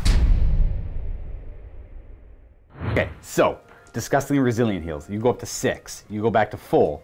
You go back up to 7. Buddy boy over here goes back up to 2. Just die already! It's a wild rule, dude. And there's like, you can even increase it to D3 if you have certain characters nearby. Oh my goodness. Mostly the bigger demon guys or the Glockkin. Nice. And okay, so that's beginning of hero phase. Also, beginning of hero phase, corruption points. I gain 3 for my territory, not 4 because Buddy Boy is there. So we're gonna gain 3. We gain 1 for the tree, so we're at 4. And we get 3 for the Nurglings over there. So we're at 7 extra corruption points, putting us at 12. As long as you're enjoying it. This is to give you an idea of what I could summon. I don't think it's worth summoning a Gnarlmaw for an extra 9 points just to spread the corruption more. I mean, you could... No, I don't think so. Nurgling Swarm's kind of cool, though, tempting. Because I did forget about the Nurglings. They have a rule where, I don't know, it's like wild infestation, or they're very numerous. So at the end of the Battle Shock phase, heal all wounds allocated to this unit, so they go back up to full. Yeah, we're gonna both gain command points. I'm gonna go up to 1, and then I gotta choose a battle tactic. None of my Nurgle-specific battle tactics are a great choice this turn. I could go for like Slay the Warlord or something. I'm thinking about it because he's in there and he's -1 to hit. He's got like a basically like just kind of overwhelm him with attacks and kill him with diseases, ideally at the end. That'd be nice, but a little suspicious all the same. I could also, one of the cool ones is it's called Nurture the Gnarlmaw. I pick, oh wait, no, I wouldn't be able to do this turn. I have to pick an enemy unit within 12 of the Gnarlmaw, and then I get a point. I get the points if there are no enemy units within 12 of the Gnarlmaw. So I can like, obviously, kill something near a Gnarlmaw, Nurture the Gnarlmaw. I'm gonna try Broken Ranks, and I'm gonna kill the battle line unit on the Ironclad, which would be the Arcanaut Company. on there. So that'll be the battle tactic, and then heroic actions. Kind of messed up. I kind of want to heal Blob.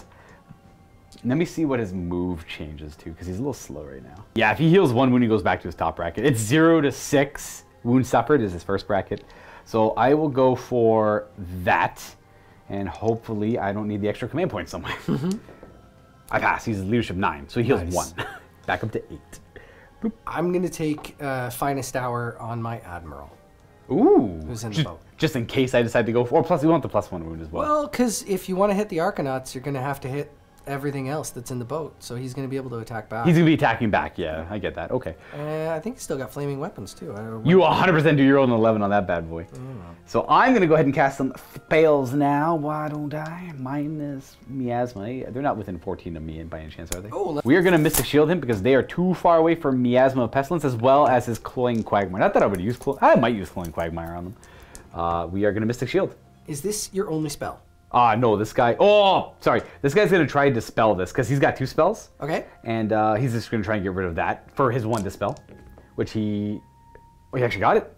Goodbye. That's a 9. I think it's cast on an 8. There you go. And then he has 1 more spell. He does have 1 spell because he's got the Arcane Tome. Okay. Bloop, bloop, bloop.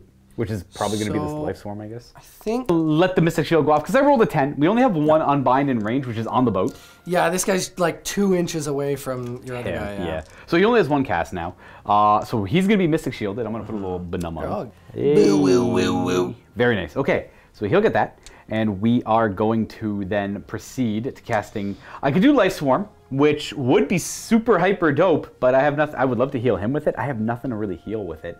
I would have loved to be able to fall him back, retreat him, but he's too slow. He's too surrounded. He'll still be engaged. He'll end up right there and still be within 3 inches of enemies, unfortunately. So I was hoping to fall him back at a double turn and rally and get some of the Blight Kings back.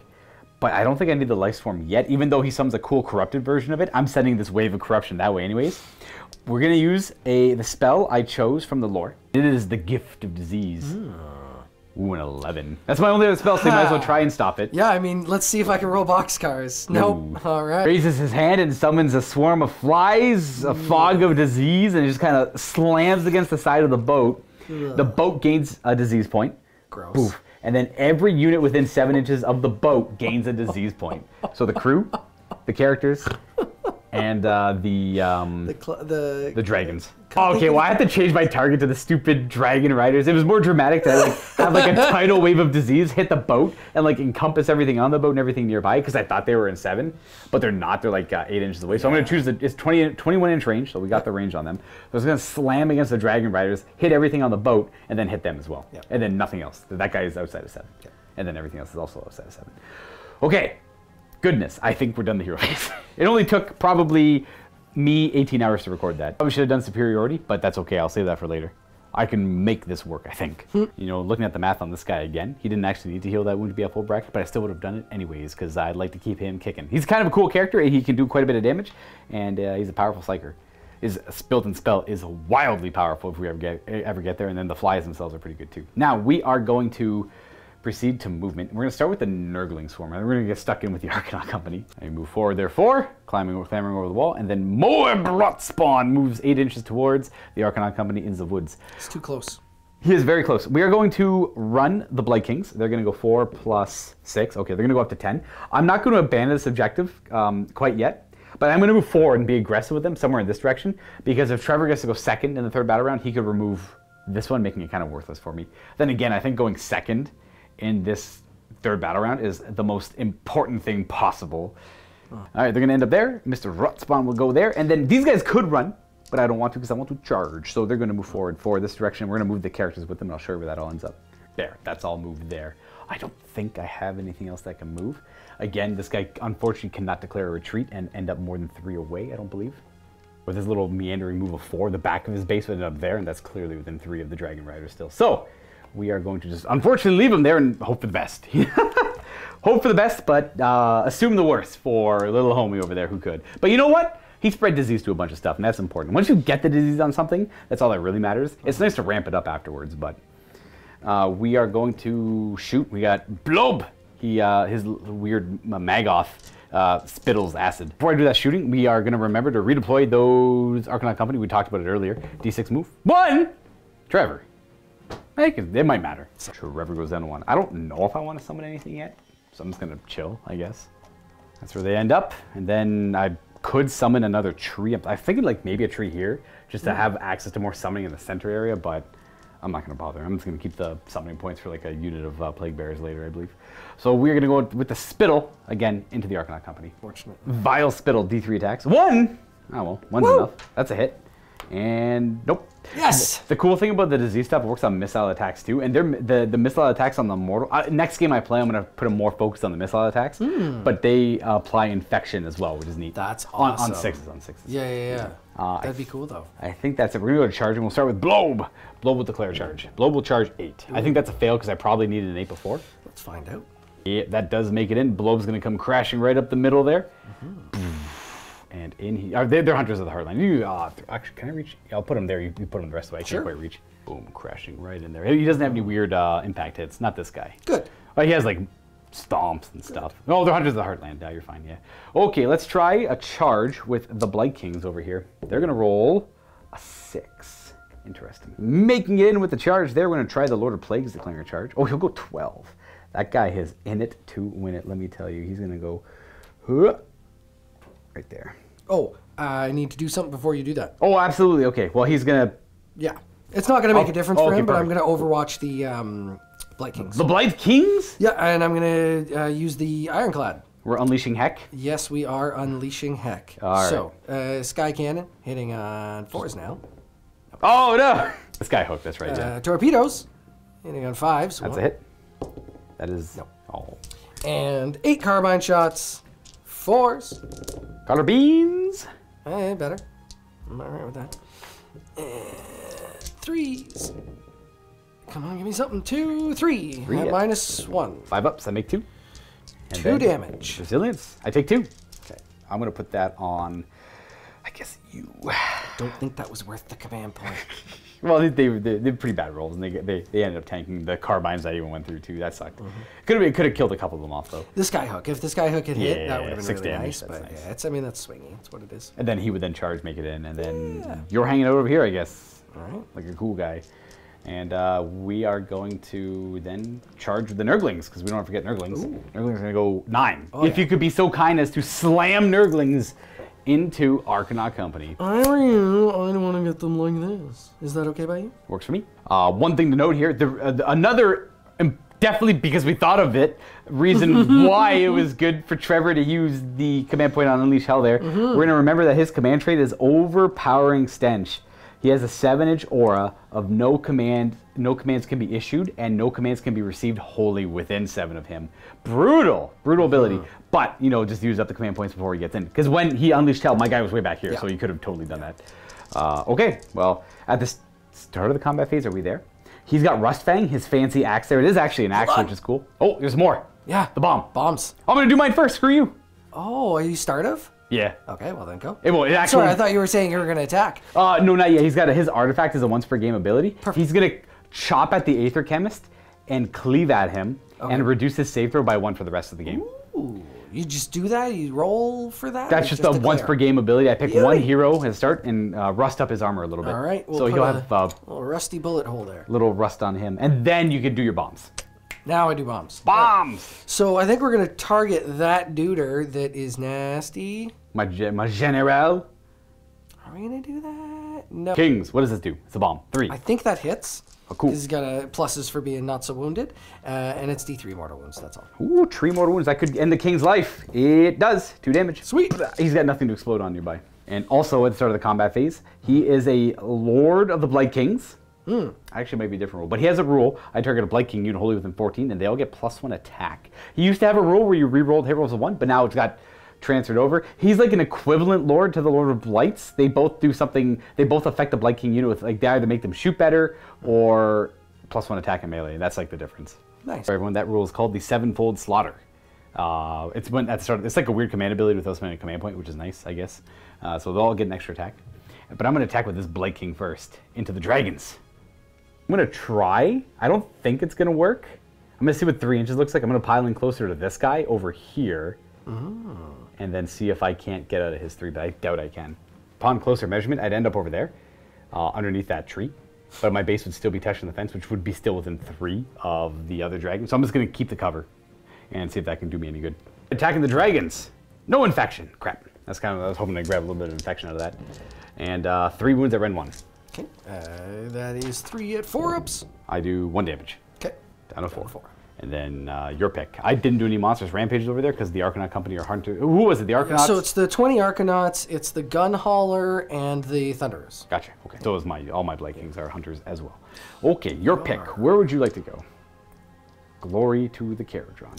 Right. And their infections. Ooh. At the end of the movement phase, they get an infection point, and so does everything on the boat because they're all within 3 of that one surviving Blight King. Tick tick. It all goes up. More infection, more disease. Let's do that. 3 attacks. 3s. Ooh, good start. Nice. 2s and to wound. These are 2s to wound. Ooh, good follow-up. Random 2. -2. Oh, let's talk softly and carry a big hammer, dude. I will. Ooh. Damn. It's 3 damage apiece. I know. Because is it only 2 normally? I thought it was 3 normally. It's 2 normally. Oh, he's got flaming weapons back. Active resilience. I do take all 3 if that's any consolation. It's not, but yes, it is. Yeah, I guess it's what I'm gonna have to take. Hypothetically, I would have ignored I would have only taken 2 more. Okay. So I take all 3 damage, and I am gonna put all 3 of those onto. Do I want to put it on a guy who's probably gonna die? Yeah, I'll put it on you, I guess. Sure. I don't actually know what the right answer here is because I guess I'll go with. Okay, I'm gonna go with the Blight Kings. Now, the Lord of the Blight Kings, which is a rule I referenced earlier, the Lord of Blights and the Lord of Plagues, which are the 2 different big heroes for them, have a rule called the Lord of the Blight Kings. When they're picked to fight, they pick a unit of Blight Kings nearby, and they both get to fight interchangeably. So they count as 2 picks for 1. You don't have to do that, but in this case I will, I suppose. We're gonna attack with the probably Lord of Plagues first. You choose which one you want to attack with first, which is also very nice. I'm going to go with the Lord of Plagues first to make way for some of the Blight Kings to get in there. I'm just going to move this tree out of the way so you guys can eventually see better after I pile in. Pile in that way and put his attacks into... I kind of want to chop up the Aether Chemist a little bit, but I'm too afraid of the Blight King surviving, or the Arcanaut Company surviving. He has a rule, corpse mulch, I believe. If he kills a unit, I get a contagion point, but there's no way this one guy's going to kill the unit. He's actually, all the characters seem pretty poo. When it comes to melee, they're just durable. That's like their thing. Fair I'm going to attack the Arcanaut Company. I'm going to try and cleave through them. So they're in a garrison, so they're -1 to hit. So I hit on 4s. Ooh, it mattered. And wound, Ren 1. But they go back to their base save, which is that. Now the Blight Kings are able to pile in and fight as well. So you're at 6 wounds. And This is the scary one. Yeah. Pile in like that. I believe only 4 of them are going to be swinging because of their base size. And we're keeping you within 6 of the objective, and then you guys outside of the dragon range of 3, because I don't want them getting picked on by the dragons for free. There's no way I could get this guy further in there, because I'd be pushing him too far that direction towards the dragons to make room for him to get in. I'd rather just have the 4 guys attacking into the Arcanaut Company. We're going to all-out attack for our last command point here. How many dice? I know. 4 attacks, so it's 24 attacks. Hitting on 3s because of all-out attack, and every 6 is an infection. Yep. So 4, 5, 6. So they're at 7 out of 7.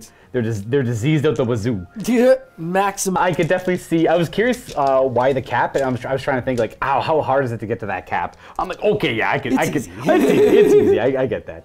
These wound on 3s with a rend of 1, so you go back to your 4+ save, and we have 3, 6, 7, 8. 4-ups. I need to make a lot of these. 1, 2, 3. 3 die? Okay. Okay. Not bad. They do their relentless attackers at the end of the combat phase, so they're now done attacking. They're mass pushing through enemies and all that whatnot. Rest are cutters. We come over to blow up. We're gonna pile them in and see how many are attacking. Never mind, no piling in. Yeah, no piling in. So Wild. it's gonna be 1 cutter. Maybe 2 sky pikes. We'll check the range. If it's 2 inches, then they can get in. Okay. And then 1 gun butt. So we'll do 1 gun butt, 5 and 5. Gun butt. Nope. Nope. Do the cutter. I think that was a 4 as a 5. It doesn't matter.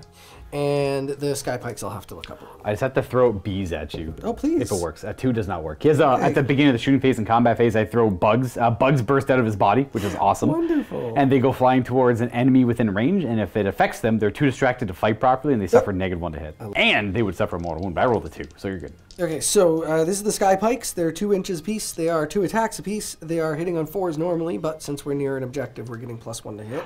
Forgot about that in the other ones. So 3. Okay. 3. 1 goes through at -1. I do have Mystic Shield, but I fail on a 1, and it's going to deal D3 for 1. 1 damage, and I do not resilience it. Hey. I'm at 7. All right. Cool. All right. Oh, there it is. And then I guess I'll go with Nurglings. Okay. They are where they are, so I'm going to go. They have 5 attacks apiece, a base, but they hit on 5s and wound on 5s. Okay, 5s to hit with Nurglings. Oh, hey, look at that. We got our 3 hits. That's grossly below average. We got a wound, though. Oh, I got to see how many of those are 6s for the infection. I'll double check that. At least 1, maybe 2. Yeah, okay. Well, you have 1 whole save. So I caught the save off camera. It's a 1. Yeah, so my bad. I did roll a 1 for it, so 1 guy dies. And then I did roll 2 6s, so they take 2. They're infected now. They're infected now too. Oh, glorious Nurgle. I feel like I could lose every game with this army and have a blast because the infection thing is so cool. At the very least, if you infected everybody, you're like, yeah, but I did, but whatever. Yeah, you're gonna have worms whispering you. Good luck with the rest of your life. Yeah, exactly. All right, now this Arcanaut company gets to go next, and because of nauseous revulsion, they don't get to pile in. I'm gonna have to remember that. They get +1 to hit because they're near an objective. Oh yeah. So that was a hit. That was a hit, and I have to double check. I think they're wounding on 4s. I think it's just 1. I'm not even gonna bother tracking it because that's all the damage they can do to them, and the Nurglings are gonna heal it at the end. Oh, there's more. Yeah, there's 1. There's just 1. It's a Sky. I can't. Okay. No, Yep. no, All right. So I won't bother tracking it over there. That is an amazing cycle to be on because I could dictate what's able to attack. Because if I charged in better over there, I could have maybe negated a couple of attacks. I'm not too concerned about it. Same thing over there. I could have maybe negated an attack or 2, but that's okay. I did very well. The effect on its own is wildly powerful. Oh, it's hampered me so much this round. I'm gonna go next with what's his name? Blob. Attack with his fancy nerd scythe. 3s to hit. Okay. 3s to wound. Okay. Now the Mount's going to attack. Now the Mounts have a wild attack profile. 5 attacks on 3s. And because he's only suffered 6 wounds, he's still in his top bracket. 2s to wound. At rend of 2, but you have cover. And Trevor was good there and caught the infection I rolled on the 6. So yes, a little bit of infection there. 4 saves at rend 2. Rend 2. So they're 4 up normally. They're in cover, right? Yeah, so it should be a 5 up. It should be, yeah, 5 up. So that's 6 damage. There's 3. That's 5 attacks, rend 2, 3 damage each. That is not an expensive model. Then we can go ahead and resolve all of my attacks. All of the rest of like all of your stuff, which is exactly. Could be much, I think. All right, so we're gonna start here. We're gonna put all of this unit obviously into that guy. Yep, it's everything minus the 1 rider there. Exactly, which is 3s and 3s minus 1. This is the rider, the 1 rider that can reach down and swing, because again, no piling in. And that's 2 wounding hits at rend 1. I will pass both. 3s. All right. Looking for 3s to wound. Come on, Mounts. 3 of them? Yep, 3 minus 2. 5 ups. 2 damage. That's 6 damage right there. Come on. Oh! Ah! He's dead. Oh! He's dead. That was so close. Now he does have a wounds characteristic of 5. He's gonna explode all over them. Take it, baby. Nah, I don't think a single one of them infected. Yeah, the Blessed Suns hasn't even worked. None of your. All right, buddy. You know what? You did Nurgle's work there. He's in the boat. So we're gonna do the boat first. Boat attacks. 6, 8, 4s. 4s. Is that 3? 1, 2, 3. Yep. No rend. And resilience. I take 2. This guy's gonna die. Is that it for the attacks on the boat? Just the boat itself, yes, but there's the Arcanauts and 1 hero inside. So he will die, and then he's going to explode his corp mulch and apply no infection. Nice. Knock that a little bit. It's terrible. And where else can I apply a wound and not break coherency? And I think the answer to that is here. You have 3 wounds left. You, my friend, are... You'll be reborn one day, maybe. Come on, I can do it. There we go. Who's up next? Okay, next is the Chemist. He has heavy instruments, so 2 attacks, 4s and 4s. I'm so excited for heavy instruments. Oh, there we are. Yeah. And then we have the remaining Arcanaut company. Exactly. 2 gun butts. Okay. 1. Fail. Resilience? Fail. Ooh. That's a gun butt for you. Gun Sky Pike. Hit the right blister. Okay, Nope. of course. Yeah. They're near an objective. Does that matter? No, because they're hitting on 4s. Oh, okay. Yeah. And 3s. No. 4s. Come on. Yep. 1. No rend. I ignore it. Believe that brings us to the end of the combat phase. Infections for all! Woohoo! All right, they go up a level. They go up a level. Everything on the boat goes up a level. Gross. And then they get their relentless mass attacks. So I pick an enemy unit within, I believe, 1 inch or 3 inches. They both work here. And I will roll a d6 for every Blight King in this unit. So that's 8. And then I have to pick a unit with a wound characteristic of 3 or less. I'm picking the Arcanaut Company. So 4, 5, 6, 7, 8. And they're going to try and push through, board the boat, throw them off the boat, whatever it is. And if I roll, Not sure how this is working thematically, I but don't sure. know. We're trying to figure it out, right? I have no idea how this is working thematically, but for every roll that exceeds their wound characteristic, they suffer a mortal wound. So they're going to take 8 mortal wounds and die. Yeah. Okay, so I did it a little incorrectly. I'm just going to fix that. I roll a d6 for every model that in my unit that is within 3 of the targeted unit. I pick a unit within 3, roll a die for every Blight King that is within 3, and then every roll that exceeds the wound characteristic is a mortal wound. So it's 1, 2, 3, 4, 5, 6. These guys are probably not within 3. So 4, 6, 2 ups. I do 5 mortal wounds instead, which is still quite a bit. So that means there's 1 Arcanaut Company left, but 7 infection counters on him. Exactly. So we'll see how he does. That's the end of the combat there. I've already applied all my infections, so we're going to the start of the battle shock phase, I think, right? Let's see if they succumb to their infection. They're going to take 1, 2, 3, 4 mortal wounds. Yeah, they're dead. All right, the Arcanaut Company is dead, and thus I accomplished my battle tactic with broken ranks. And now we have to resolve the 8 million other infection counters on the board. These guys are somehow at 3.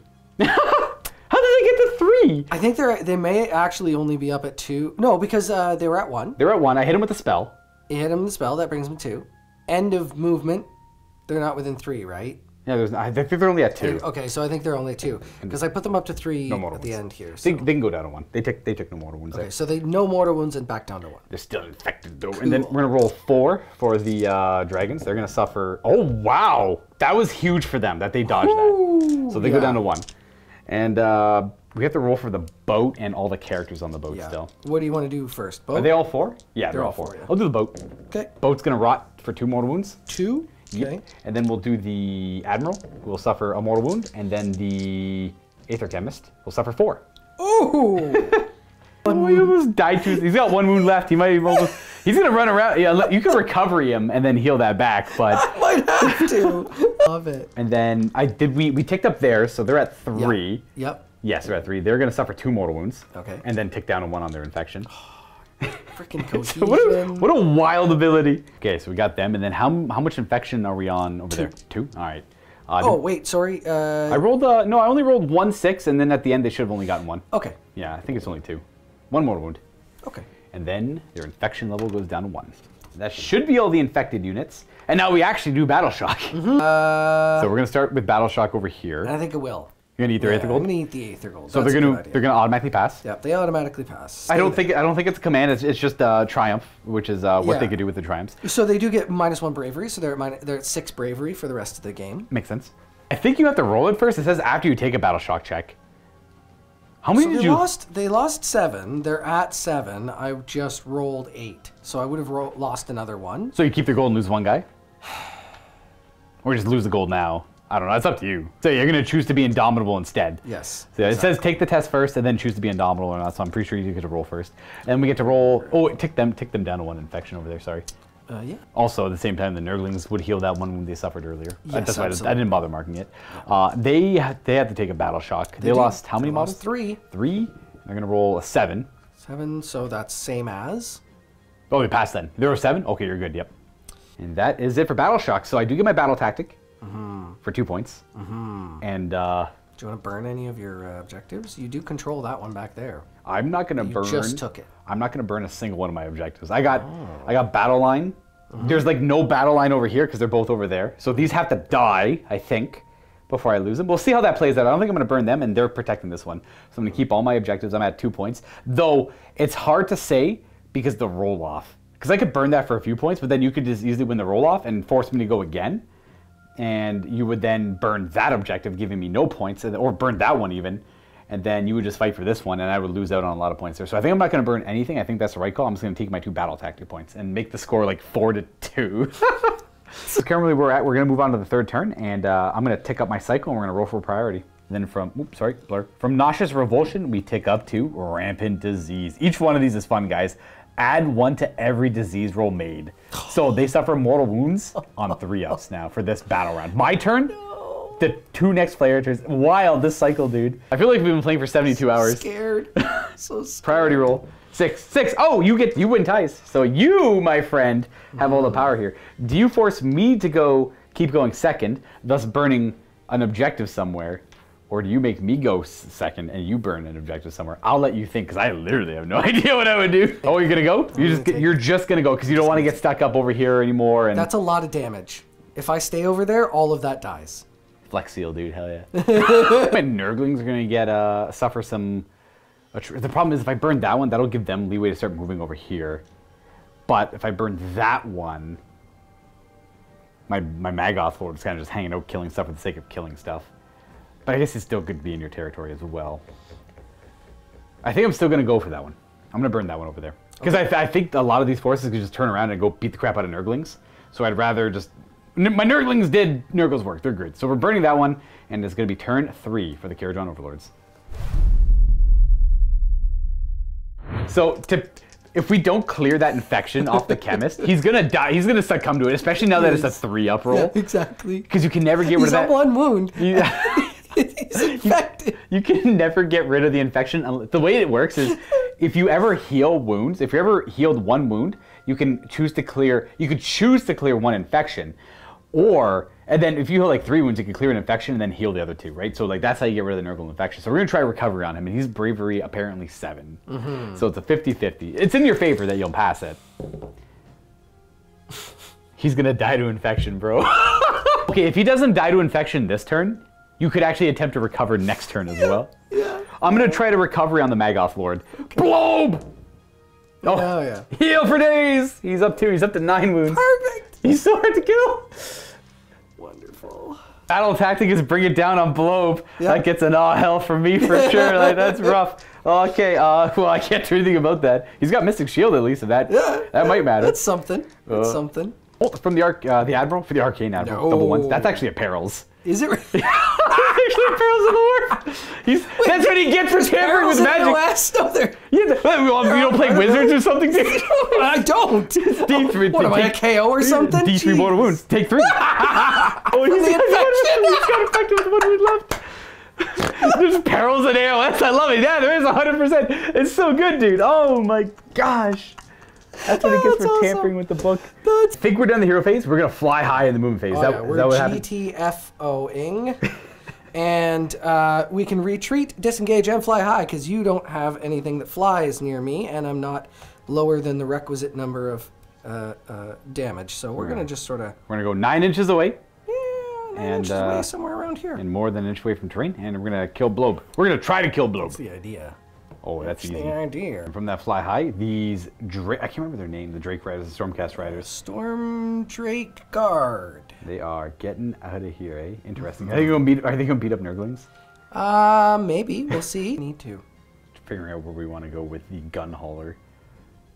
So he's gonna fly high. He just wants to get within 24 to fire the drill. Yeah. Down the table at Blobe. Blobe. Instead, I'm gonna choose this area, just because we want to be able to fire some carbines, and that's actually pretty much it. All right, that's all the movement. We're done. No redeploys for me. Blobe's just kind of sitting there, just whistling, carving up some Arcanaut coffee, not realizing the enemies that surround him. So let's go for some shooting, why don't we? Right. Thing into that. Everything into Blobe. Right, so we've got 2 sky hooks. All out defense. All out defense, okay. How many command points do I have? You have 2. I'm not going to waste it here. Okay, I'm going to go down to 2. So 1 hit. Nice. They are +1 to hit. Yeah, I guess they're already +1 to hit, right? Yeah, that I don't think wounds. For the volley cannons? This is the Aethermatic volley guns. 4s actually hit. Because you're near an objective, yeah. Exactly. And these are 4s. That's a wound. Yeah.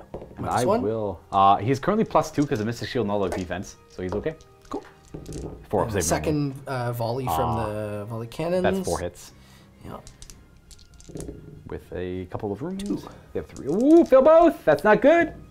Ooh, takes 1. He's down to 8. 9 shots from the pistols, and the Arcanaut pistols going into Blobe. 3s hit here. I did forget one thing. Sorry, the flies get unleashed to everything within 7. It does include them on 4 up. So it is -1 hit, and they take a mortal wound. I apologize. Okay, so we'll take the mortal wound. Bloop. And -1 to hit means that only one of those. Only one of those hits, yeah. He unleashes his demonic flies every shooting a melee phase, for anyone who's curious. Okay, and then, yeah, wound. Pass.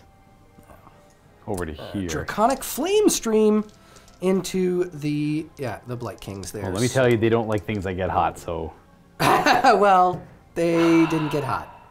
Okay. So we have 14 shots from the Thunderers as they volley into the Blight Kings and try and take down these monstrous masses of what used to be men. Long gone is that. I am going to all-out attack this one. Okay, hitting on 2s. Oh, that's very good. That's like 1 miss. Earn command points after the all-out attack. Wounding on 3s. 10 wounds at -1. I have only a 5 up against this. I'll make 2 of those. It's pretty close to the average. But we have disgusting resilience. We make 2 of those. Well, 3 of those, actually. I take 5 wounds, which finishes you off. You have nothing to explode on.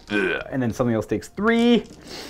And to keep coherency, I'm going to need to wound this guy here. Having to wound the banner is a little suspicious there. Actually, no, I could put it on this guy in the middle. I'll keep coherency as well. No, fudge. Okay. You know what? The stupid bell sucks. Let's get rid of the bell. So we will go. So with the Arcanaut Company on my back, non-objective now, because you took it away from me, onto the Nurglings, everything obviously. So Skyhook does not hit. The volley gun gets 6. Did I take the volley gun? I did take the volley gun. So it's only 5, 6 pistol shots. More bullets. 4s. And 3s. Yeah. 4s and 4s still. Actually, it might have been, the objective's gone, that's right. So 1 wound. Nurglings! No save, no resilience. I take a wound. Okay, track that because you never know. Yeah. Actually, that makes more sense. Wound over there. Next. Gun hauler. Into cannon, or drill cannon into Blobe. And the 4 carbine shots are going to come over here into the Nurglings. The Nurglings? The Nurglings first. I think 2 of them hit there.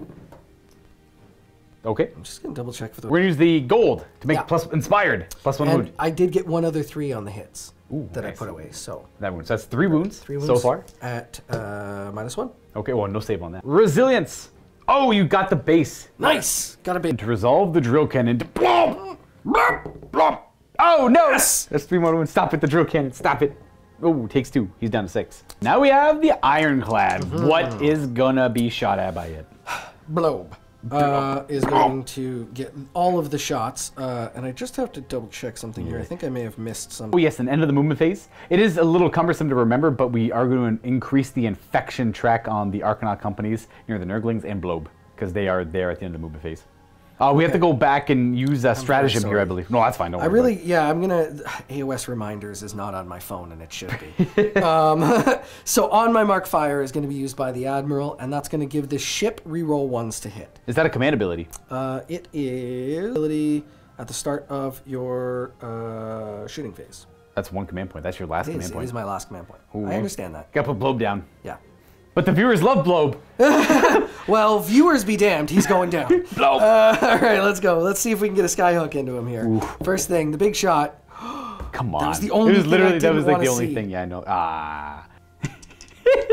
There's only silence now. Hey, reroll the 1. These are torpedoes. Both hit. Blobe. Hey, they both hit. Okay, all right. Rend of 2. I'm making 1 of those saves. Only rend 1 with +2 to my save, so it's +1 in the end. I do make it. Yes, ma'am. We got carbines. 8 carbine shots. Oh, that's still quite a bit though. 3s rerolling 1. These are 2 damage. There's not 2s. Hey, look at it. We love 2s, right, Trevor? No, we don't. Oh no. 4. Hey, 4 wounds. Rend 1. Okay. 3 plus save. Bum. Oh, fail those 2. That's 4 damage. Resilience. I'll take 2. So he's down to 4. And like, I won't lie to the camera because we hypothetically seen what the hook did off camera. If he didn't roll a 2 and it wounded, I failed my save, and he would have died. If that hook went through and we kept the attack sequence going, he would have killed Blobe right there. Yep. Unfortunately, now the crew are, their range on their weapons are 9, so they're unable to fire because they had to fly high. We're on to charges. I'm gonna charge, Luca. Where are we charging? I'm gonna charge the storm drain. Nurglings? I've lost my will to live. That's what Nurgle wants to do, dude. Despair. Hell yeah. The book's doing its job. The book is doing its job. Come on. That's not enough. Oh my goodness. And you don't have to commit. Are they champions, by the way? They're probably champions, right? Or elites? One of them elites? is, yeah. Oh, no, we have a, you're right. There's literally a sergeant in there. Yeah, yeah. The boat's gonna go. This is the important one anyways. Ironclad. I'm gonna get the reroll from the navigator, so let's hope. That's not enough. We got a reroll in there. Okay. Ooh. That's No 11. negatives to the charge anymore. That's an 11-inch charge into blobe. So, he is going in. Oh yeah, that's tons. Oh, we had to slam him in there. And it's got the, I don't know what it's called, the reinforced ram. The Zonbar Core Deal Breaker Battle Ram 5,000, 10 out of 10. No, I'm kidding. Oh, jeez, I thought it was actually called the 5,000. Like, wow, they actually called it the 5,000? I believed you. It would have been good, though. 11 dice. Yeah, 4 ups or mortal wounds. Well, I see 3, 4, 5, 6 of them. Well, he's only got 4 wounds left. Can I break Trevor's heart with Again? Nurgle? Again. You better believe I will. He's still kicking with a wound. Blobe. In combat. Is I'm going to drop bombs. Boom, boom, boom. That's a miss. That's cool. Going to combat. Going to combat it. Oh, okay, well, I'm going to unleash flies all over you. Oh, great. So the ship is fine. The Arcanaut Company are taking a mortal wound, and they're too distracted to fight. Not too distracted, but they're hindered when they fight -1 to hit. And then the Admiral is fine, and the Aether Chemist is dead. Perfect. Well, I would have rather killed the Admiral, but I'll take a kill. Yeah, you got my Warlord. Absolutely, that works. I mean, that just denies me a battle tactic, realistically. Yeah, me command points going forward, True. that kind of stuff. Oh, Admiral's gonna try and kill Blobe. Blobe is unkillable. We're gonna all-out defense Blobe because we love Blobe. Yeah. That puts me down to 1. Trees. Trees. That's a good start. 2s to wound. Yep. Okay, all 3. Minus All right. 2. What was my corruption thing? Oh, it's the, I do, sorry, how many is 4 of the 3 of them, eh? -2, he's got +2 to his save right now because of Mystic Shield and all that stuff. We fail 1. 2 damage. 2 damage. Dramatic effect. Oh, he's dead. He's double dead. Okay. So now, he is, he's going to explode his body all over someone. So that's 6, 9, 12, 13 potential infections. Oh yeah, the Ironclad has healing capability. He so heals instead of once every turn at the Yeah. beginning, and so instead of doing that, I took off the infection. Gotcha. Okay. Well, the Admiral's I would assume the Admiral's gonna die to that dumb infection in a minute here. So you choose 1 unit to do this too, correct? I only choose 1 unit. I pick 1 unit within 1 inch, and I'm just gonna roll it and see what I get. No, I got nothing. Oh, geez, that hasn't really come up at all. Oh! I'm supposed to pick first. I should have said I was gonna pick the Admiral no matter what, but I didn't. He is dead. You got Blobe! And that will conclude combat. We are gonna go on to the top of Battle Shock, where we got some infections to roll. You ready for that, Admiral? Admiral's dead. He dies to the infection. Ooh, dies, pukes out his guts. Horrible death. Realistically, it's probably a pretty horrible death, I'm not gonna lie. But we don't need to get that dark right now. So we have 2 infections on the Arcanaut Company. They're gonna suffer a mortal wound. We have an infection on the Thunderers. They're gonna suffer a mortal wound. Oh yeah, 1 was wounded. And then we have 2 infections on them. They're gonna suffer 1 mortal wound as well. So we did the one over there already. And then the Dragons are gonna suffer a mortal wound because, oh, hey, look, it showed up. I got a 3. Sweet. And then that should be it for infections. And then they all get ticked down to 1. Only a couple of them are at 2 though. Yeah. And then the boat healed its infection. That's a lot. You know what? Before we do, oh, you rolled a 6, eh? I actually forgot to attack with the Durglings. I never got to attack You with them. did too. Go do it. Yeah. 5. It's Totally actually forgot. 10 attacks. They're not going to do any damage, but the infection they apply could be huge. Wait a second. I have too many dice here. I do have 1 too many dice. 5's to hit. That's 2 more infection counters. Okay. And 1 wound, 1 save. No rend though, so 4 up. Yeah. So you're fine there. But then 2 But more 2 infection. more dice, yeah. And for then infection. 2 more die to mortal wounds. Woo! And then their infection goes down to 1. Yes. And rolling for their battle shock, they got a 4. Okay, and they lost 3 guys? 7, but they're at 6. No, they're at 7 because they haven't used their gold. So Good. they're fine. Okay. And then you gain a bunch of... You get your 2 battle tactic points, and you're not going to burn either one of those 2 objectives over there. Okay. Yeah, I think I'm going to leave them for now. They're only worth 4 points right now anyways. Or they're worth 8 in 2 turns. Yeah, 8 and 2 turns. So, see if I have no battle shocks to do either. I lost the 1 guy over here. She owe me a battle shock over here, apparently. Yeah. No, they're fine. No, they're fine. Cool. Doubt the Thunderers can fail on 1. No, I don't think they can. On a 6, no, they're fine. With the Aether Gold bringing them down to 6, they still tie and they're fine. All right, this is where we're at. We're going to go to the bottom of turn 3 for Nurgle. I gain a command point because my general's still alive. Unfortunately, the Admiral is dead, so no command points for the Overlords. I shall gain 4 corruption points for my territory having no enemies in it, a 5th one for the tree, and then 3 more for Nurglings over there. So I get 8 corruption points, for me at 20. So I'm going to go ahead and heal. This guy's going to go up to 2. You're going to heal back up to full. And I think that is it for discussing resilient heals. I have to choose a battle tactic now. I think my battle tactic is going to be a ferocious advance. We're going to go with this unit, that unit, and this unit, all advancing. The Sorcerer, Blight Kings, and the Lord will all be advancing. And corruption points I've already gained. I've chosen my battle tactic. Heroic action. I don't need to recover. I guess I'll do leadership. Okay. Go on the Lord of Plagues. I think what we're going to do is go into casting spells. Now we're going to start with Emerald Life Swarm, I guess. Got it with an 8. Try to unbind the Life Swarm with the 1 unbind. No. So we get the Emerald Life Swarm. We're going to put that boop right there. And then he does have the tome. We're going to throw out the Gift of Disease. No! Got it with a 10. Oh, Nurgle really wants this. So again, we wave our hand and slam a wave of disease into that unit within 21 inches. And then the units beside it are going to take infection counters. So they're going to go up to 2. They're going to go up to 2. And welcome to the wonderful world of infections, Gunhauler. The homey inside of it too. I forgot there was a guy in there. That is the Navigator? It is the Navigator, yeah. It's my last hero. Are the Arcanaut Company within 7 of the Thunderers? I don't believe they are. They might not get 1. But they just keep their 1. Well, they are within 7. Bonus bucks, heck yeah. Now, I'm not going to do it this game because I don't think it's going to matter too much, but a tactic I could attempt to accomplish is I was debating on running all of this forward. Bloop. And then I was going to use my contagion points to summon a unit, a Plague Bearer host of 10 models back here between these 2 objectives to hold it with battle line units because they're rolls battle line. But I know last edition that didn't count, and I can't quite figure out if it works this edition. There's a lot of scouring the FAQs. Yeah, there's a lot I to can't dig find through. them so far, but and we've already been playing this game for 364 days, so we don't really have the time to dig too deep. And I'm going to err on the side of caution and not do it. Thank you. And I'm going to just play. I don't need that, but that would be a good tactic to use here if possible. Like, it doesn't really matter though. If it works, then yeah, absolutely. I think I'm at the end of the hero phase, so we are going to simply move the swarm.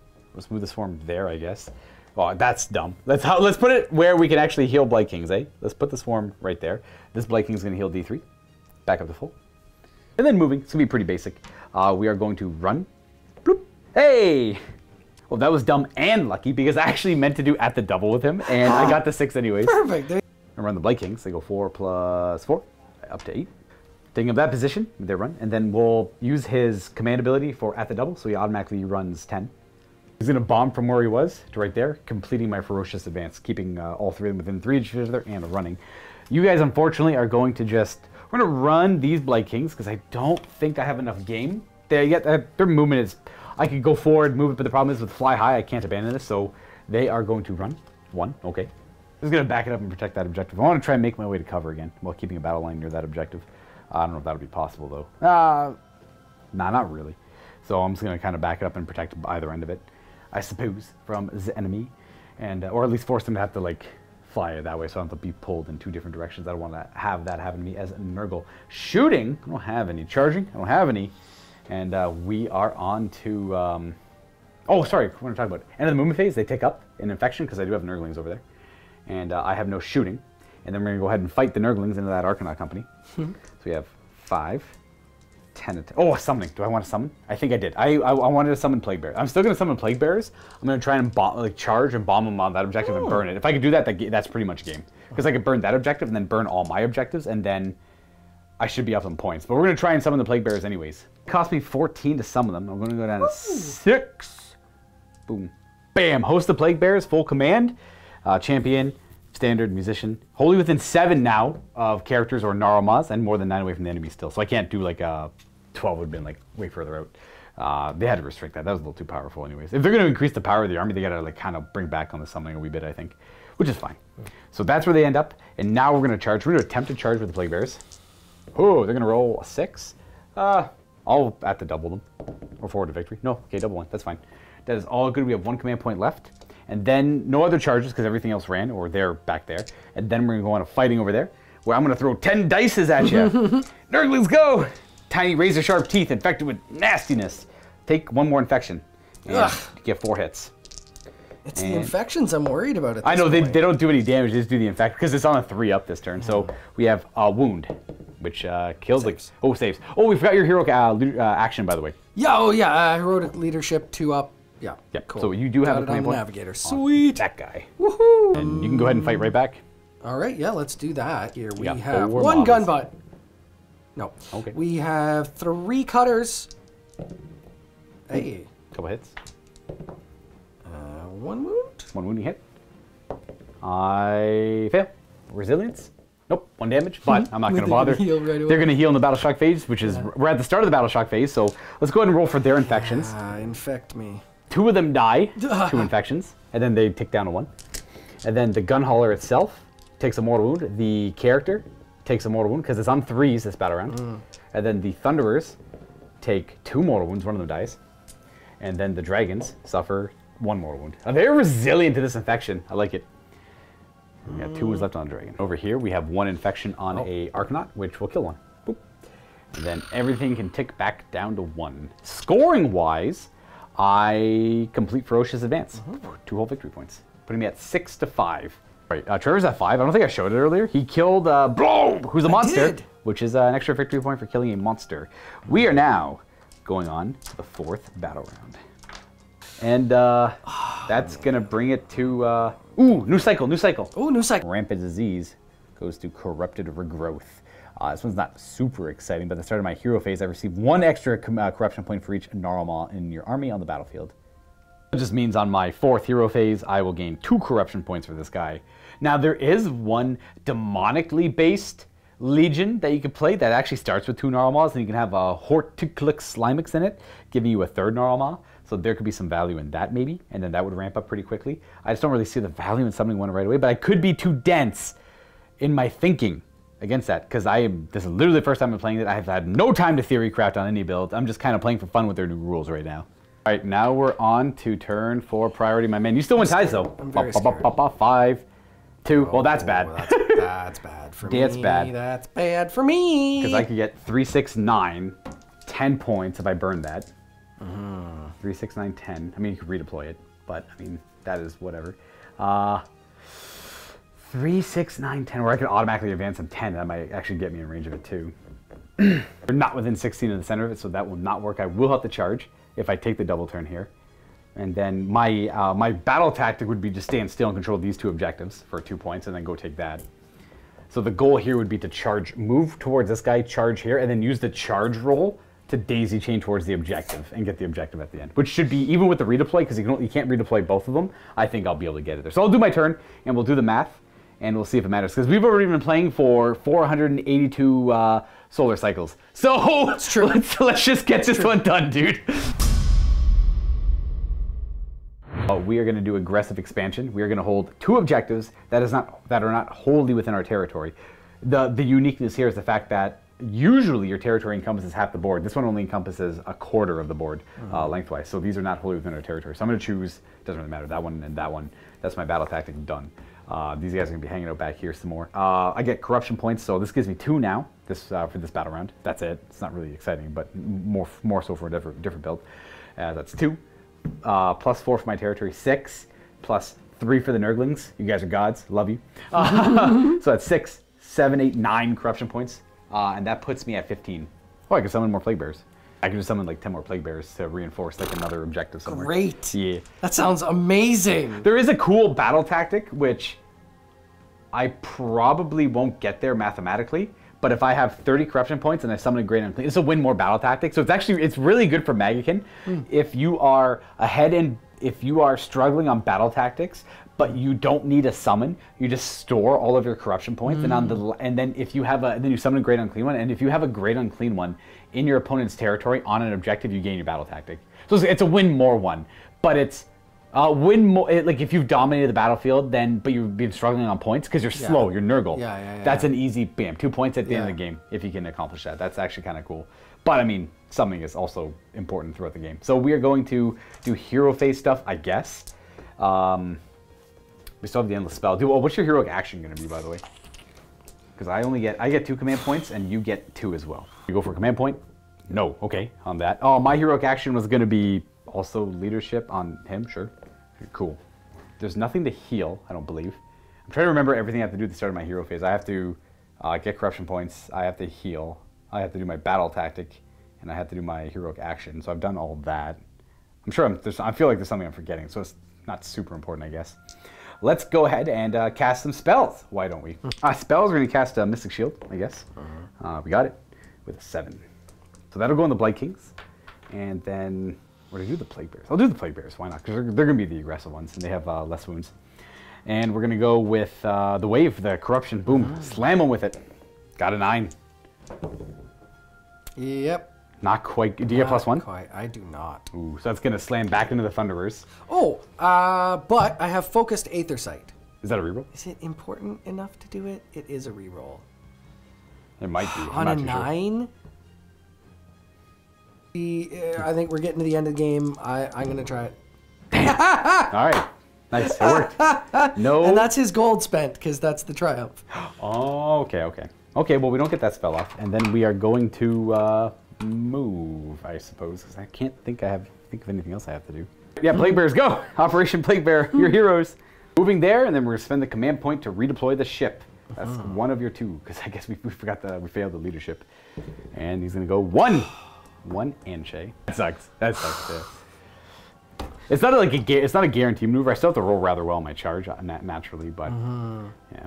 Go back up a little bit, make it a 6-inch charge. And then we are going to proceed with more movement, I guess. Do I go with more movement? Not really. An inch. No, I can't. I got. We know it's 6 anyways. Oh, I guess I could push forward with all my guys and get in combat because I'm going to burn all my objectives anyways. Yeah, they're going to move forward too. Just to attempt, if I'm going to burn all my objectives, I might as well make some charges. Let's go with. They're just going to stay there. They're going to stay in combat over there, and we are going to go with. Do I summon Plague Bears? Yeah, I guess I'll summon more Plague Bears back here, just in case. 1 corruption point. So we'll summon them there from the, what's his name? Lord of Plagues. Lord of Plagues. Then we are going to end the movement phase. They are going to gain a level of infection because they're near Nurglings. My infections are only 4 up now. We're back to their regular rule. Thank goodness. No shooting, and we're on to charging. So we'll start with the Plague Bears here. Declare charge. 4. That's a fail. I will command point that from the Lord of Plagues because he has heroic leadership on him. And I will roll a 6 instead, which is good enough to get in, but not really. And well, I can't do anything about that. Just like fantasy, baby, they charge in. The Blight Kings are going to declare a charge, and they're going to go 5. That's a fail. Okay. We are going to go. I'm going to spend my last point on an Overwatch. I'm going to Overwatch with the Thunderers. Unleash Hell. Unleash Hell, thank you. All yes, right, absolutely. That is the second of the 2 that you got at the start of the battle round, so bring it on. They are -1 to hit. Oh, you're already -1 to hit, so you're -2 to hit, but it doesn't really matter. We got lots of shots coming in. Only suffering up to -1 to hit here, obviously, so hitting on 4s. Here, I'll come over here for you. Yeah. Boom. Yeah, the Plague Bears got changed up a little bit. If there's 5 or more models in the unit, they're -1 to hit for missile weapons only. That's kind of cool. I like it. And you said 3s? Yeah, I think they're 4s and 3s. Four of them No, are they're red 3s and 4s. They were 4s and 4s here. So 2 wounds, okay. 2 at -1. 2 at -1. I have a Mystic Shield. That doesn't help here. They only have a 6-up save now. They have Disgust and Resilience. Saves 1. Takes a wound on a Plague Bear. Now, the biggest change to Plague Bears is they are finally 2 wounds each. Boom. Fumigator. 3 attacks. Hitting on 4s. Wounding on 3s. That's a wound. -1. And, nope, that does kill that Plague Bear off. Nothing to explode on. Yeah, I don't want to. Do I want to do one? I guess I would have killed this one. It makes more sense to kill him.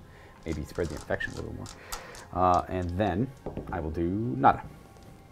Never mind. He is. I'll just put this guy back. It's only mortals that do that. These are demons.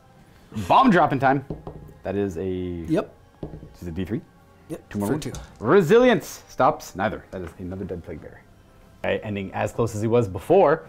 So in fact, the redeploy lost me this game. It was a weird circumstance on the rolls, yeah.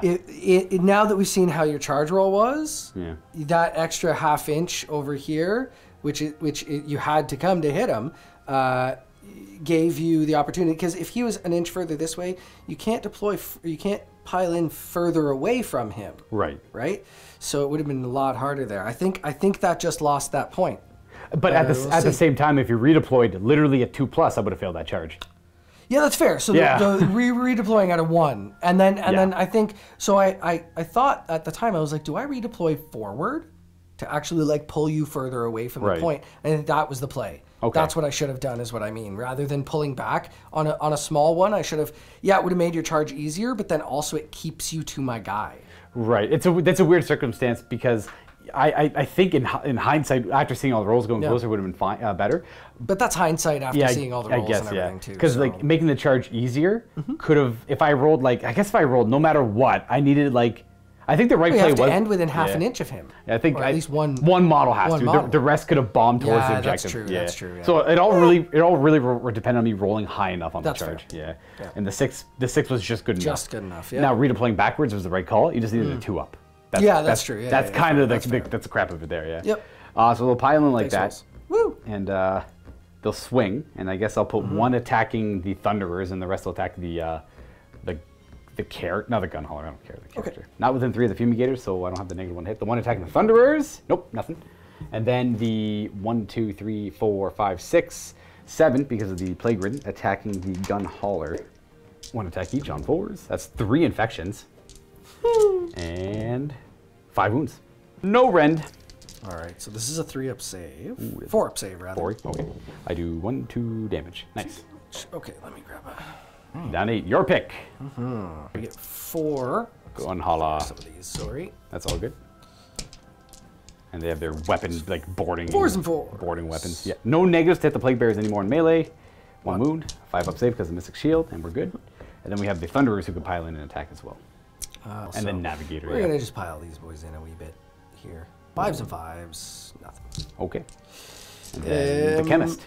Navigator, I mean. He's got 3s, 4s. Yep. Resilience? I take a damage. Okay. We'll go with. Oh, I don't know. I'll just lose a bunch of models to coherency later if that pops up, I suppose. And we have the Nurglings to go. You can attack with the Nurglings if you got your guys over there before the Nurglings swing. I forgot. Oh! That wouldn't really matter, I guess, in the end. We have 3 infections. I'm completely ignoring these guys, right? 1 wound. 1 save. I kill one of them. Oh, he's going to die to infection for sure. Yep. Then his attack back. No. All right. That should be the end of the combat phase. So everything's going to tick up their infection 1 being near the Nurgle thing. So no, they're fine. They're fine. They have to be within 3. Oh. They will tick up, and then both those on the vehicle will tick up, and then the poor Arcanaut company will go up to 6.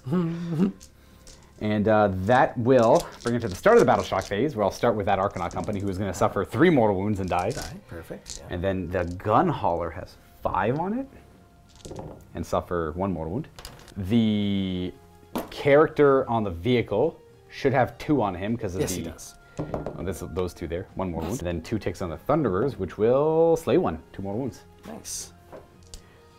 Oop, and then everyone's infections go down to 1. And there's no morale, bravery 10 on the demons, but you got to roll anyways because of the banner bearer. The way it works now is you don't get D6 models back in the unit anymore. You only ever return 1 slain model. So they got rid of that kind of feel bad, which I'm happy for. I always hated that rule. The Nurglings are hanging over there because they're cool. They won. The Nurglings actually won. They did. I knew they would. We have like no it's energy a war left. of attrition. Yeah. We have no energy left. I got nothing. I got nothing left for the camera. I got not a thing, dude. Okay, so I'm within 6 of that objective. Nothing else contesting it. Burned for 1 point. Boom. And then because these guys didn't make their charges, there's no point in me burning any of this because that would be worth 8 points on my last turn. So on turn 5, I'm not going to burn any of these. So if you're able to snag at least 1 of these from me, that's okay. You'll get a point for that. But that'll be 16 points if I hold 2 of them. So there's no point in burning all of them down and risking it. So I will burn. I'm not going to burn any of them, is what I'm saying. Actually, it could be actually smart of me to burn this one because I might lose this one. I'm going to burn this one. Heck yeah. Burn that one. And then I'll double hold up on this one over here with all of that. And then over here, same idea. It's worth 1 point to burn. This is worth 3 points to burn. And that, that might be worth 4 points. I'll double check. So that was worth 4 points. So I'll get 4 for that, 5 for that, 2 for my battle tactic, which was hold that objective and that objective. So that will give me 7 additional victory points, with the potential of getting 16 more at the end of my 5th turn. Thank you for checking out this battle report, everyone. Hopefully you got some new insight into what the Maggotkin of Nurgle can bring to the battlefield in this new 3rd edition of Age of Sigmar. But if you want a deeper dive into the Battletome, I will be doing a review in the Vault where I go through the pages, discuss the changes, and what to look forward to with the new Maggotkin. I'll go through the Path of Glory stuff as well, because that is always exciting for a lot of you out there, I imagine. And if you're not already a Vault member, all you have to do is click the link down below, and you can get yourself a 7-day free trial to the Vault, where you'll have access to that review, as well as all of our battle reports and many more battle reports to come, and all of our Age of Sigmar content in general. Thank you again for watching, everyone. We'll see you next time, and happy wargaming. And with that, and playing for 755,000 solar rotations. We're gonna call the game there. Yeah. Now there's room for some cool things happening. You can fly high. There's some play to be had, but I'm not hammer them. Finish. Ideally not kill them, charge them, wipe them out, and get a point for that. But I'll still win because this one there's almost, it's next to impossible for this one to be taken. The most even if I hit with everything and you miss all of your fails, I might get that off of the table. Maybe. Correct. Yeah. Maybe. And then you get 8 points for that because it's 6 damage and then another 6 damage, so that's 12 damage. Yeah. And then the carbines, I guess, could do 16. Right. But they're not going to because of all your saves and everything. I think ideally you don't want to kill them. You want to hurt them a little bit, then charge in and kill them with a ram. Right, exactly. And then at that point, it's still finicky because this is still 21 wounds with a 3-up save with all-out defense. Yeah. And then, of course, the ward on top of it. Yeah, exactly. I don't think I can do that. And even if I could, that's 1 point plus 8 points. At best, and if I do that over here, I'm not doing anything else over here with it, which means this has to do all the work to get this. Yeah. Even if I spike 12 mortal wounds with their flame, like it's just not enough damage. And this is something I keep coming up against with KO, and it really, it's unfortunate. I love playing the game, I have fun with it, but every game, at the end of the game, I come up to this point where I'm like, I had all the tools, but just enough. And so there's no room for error. Yeah. There's no room for missed stuff. There's no room for any of that. It's the way that it feels. But that being said, this was amazing to actually not have my army blasted off the table first turn. Right. We got some exchanges going on, and that Nurgle stuff was really, really cool. The Nurgle stuff was cool. I liked how we clashed immediately in the game, and then we just both backed up. And like, okay, let's just score points now. I don't want to fight no more. So, the battery might die at any moment here, so I want to sign off there. Sure. It's been a long game. Took up enough of your time. If you guys haven't checked out the review, there's one in the Vault. Thanks again for tuning in. Leave some feedback down below, please. If we missed anything, there was a lot of rules, so I apologize. But let us know. And hopefully you guys enjoy the game. We'll see you next time. Thanks for tuning in. Happy wargaming, everyone.